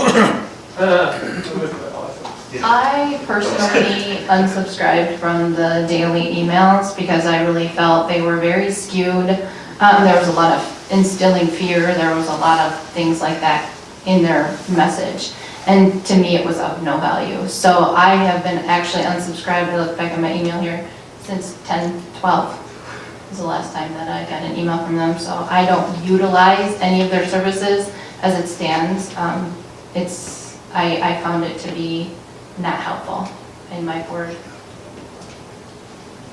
So I guess it's kind of up to the board. If somebody wants to put an agenda item request in to modify policy 161 or 163.1 for future meeting date, I guess that'd probably be the way to go. I'll be quick. This is a clarifying question. I'll call it that. I kind of along the lines as Charlie at this point, since we already paid the dues, I think it should just be brought back, scheduled sometime to see kind of what happens with WASB and what direction things are going. This was a one-time incident, but I highly doubt it personally. I think we want to look at maybe bringing it back in May or June, or you guys should, I think. First meeting in June, is that okay? As long as we have time to do the readings and so forth to make it effective by that date. Joe, can you double check that that'll work time frame wise? Sure, I'm guessing second Monday in May would be. Okay. Okay, so we'll bring it back to the second Monday in May as a discussion item, and we'll go from there. Everybody okay with that? Anybody object? Okay, moving on. Discuss the school board retreat. I'll turn this over to Charlie. First of all, for the record, Chris, I've agreed with you twice tonight. I want to use some profanity right now. I would like to suggest, and the reason that I brought this up is that we have a board retreat and schedule it, get it on the schedule now. Reason being, my preference would be to have John Ashley, the executive director of WASB, come up and do the retreat. At the very least, we will have 2/3 of our board in May having served one term or less. And I think that there's some great things. I've listened to John many times. I think he can do some great things to help us understand the role of a board and what we should be doing, and how we can interact more effectively and do a better job. But if we're going to get him up here, we would need to schedule it pretty soon. That's why I brought it up now, rather than waiting for a couple of months. So that's the reason for my bringing it up. I just think it would be very helpful to us to have him help us to understand the role of a board member. Mark? I think as a new board member, I get very confused on the language retreat. Any retreat I've ever been involved with, either it's in the woods or a cabin type setting. I gotta be honest with you, I'm not doing that. I'm joking, but what, I mean, it's a retreat. Is it gonna be here? Are we gonna do it in Chippewa? I mean, what, a retreat? Usually here. Or is it just a gathering of just us? And where? Sometimes we've gone to Old Town, something like that. Okay, so it could be somewhere other than here. Yeah. Okay, But I need to know. It's actually better if it's not here. It's actually better. Usually we go to like Old Town and then we have a budget for, board professional development, so, we can pay for it and then they usually get a meal. But I think the key piece, Mark, is you're taking a retreat from the governance operations. So it's not a meeting where you're going to have, an agenda of discussion items and action items having to do with school district business. It's going to be about board professional development. And that's the focus of the whole meeting is, retreating from your typical operation to, focusing on something different. I do think it's a good idea. I do too. I think if we could get him in too, it would be an excellent speaker. He's top level as far as what he knows and how he talks to people and that kind of stuff, so I think he'd be really good. So would you like either me or would you like one of the board president or someone to reach out to John and try to get a few dates to bring back to the board on March 7th that we could try to get on the calendar? I would, either myself or Charlie, if that's okay. Reach out to him. I would like that. Okay. Go for it. Charlie, do you want to do it? Fine, I know John. Well, you know him and it was your idea, so I think it'd be good. I have one question as in far as bringing the board together in cohesiveness. Some school boards have an executive content at the end of each meeting. Is there a reason why some do that and we don't ever do that? So that as a new board member, you can, sometimes maybe ask questions that aren't directly related to the agenda item? Do you mean a closed session? Yeah. You can only meet in closed session in Wisconsin for very, very specific reasons, Okay. it would be difficult to have an agenda item at each and every meeting and go into a closed session. I don't know that it would be impossible, but it would be very difficult. So, for example, some of the questions I asked you today, everyone here could have had the benefit of listening to your answer, even though they weren't necessarily directly pertaining to the agenda items we had. And for me, it's a learning experience. Right. Put it on the agenda. Yeah. I was gonna say, you can either make an agenda item, or, like, sometimes if Joe and I are talking, I'll say, can you share that with the rest of the board? Because then there's knowledge that I think they find helpful, because otherwise you get into walking forum issues big time. That's one of the challenges of being If we're all here in an a public executive. official in Wisconsin is that we are all governed by the open meetings law.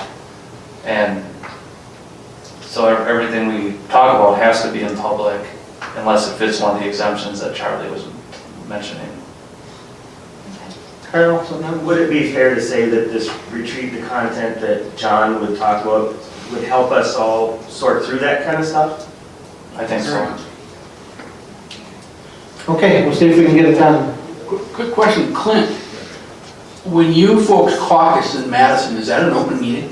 No, closed. Well, to clarify, we have closed, which our staff is allowed to be at, then they have closed, which is only elected officials. And it has to be published, but no outsiders are welcome. So tomorrow, 10 o'clock. But you guys make the rules, so you can do that. Yeah, and they're interesting, I'll say that. They're trying to change that. Chris? Oh, thanks. I would say why we couldn't have like, if the questions that we would talk about, the discussion we would have, just be about procedure, we have procedural questions at any time during the meeting. If you just had like at the end of the meeting conclusion, and people could stay here if they wanted to, but I can imagine they would, discussions about procedure that happened during the board meeting, I think that would be okay. I think when John comes, it'd be a good time to clarify what we can and can't do, so, if that's a. Okay, item G, items related to next meeting dates. Just a reminder, friendly reminder, tomorrow is the primary election. We did have all 7 candidates here tonight, a couple had to leave because our meeting's over 3 hours long. But we do have a change in our meeting schedule coming up, so we will not have a second meeting in February because of spring break. Yes! Sorry, Chris. I know. Why is the staff course offering time getting there? Yeah, there's an attachment, it doesn't look like it belongs there. Oops. I have no idea why that is. Oh, it is. So wait a minute, I don't understand. That's crazy. Joe, Okay,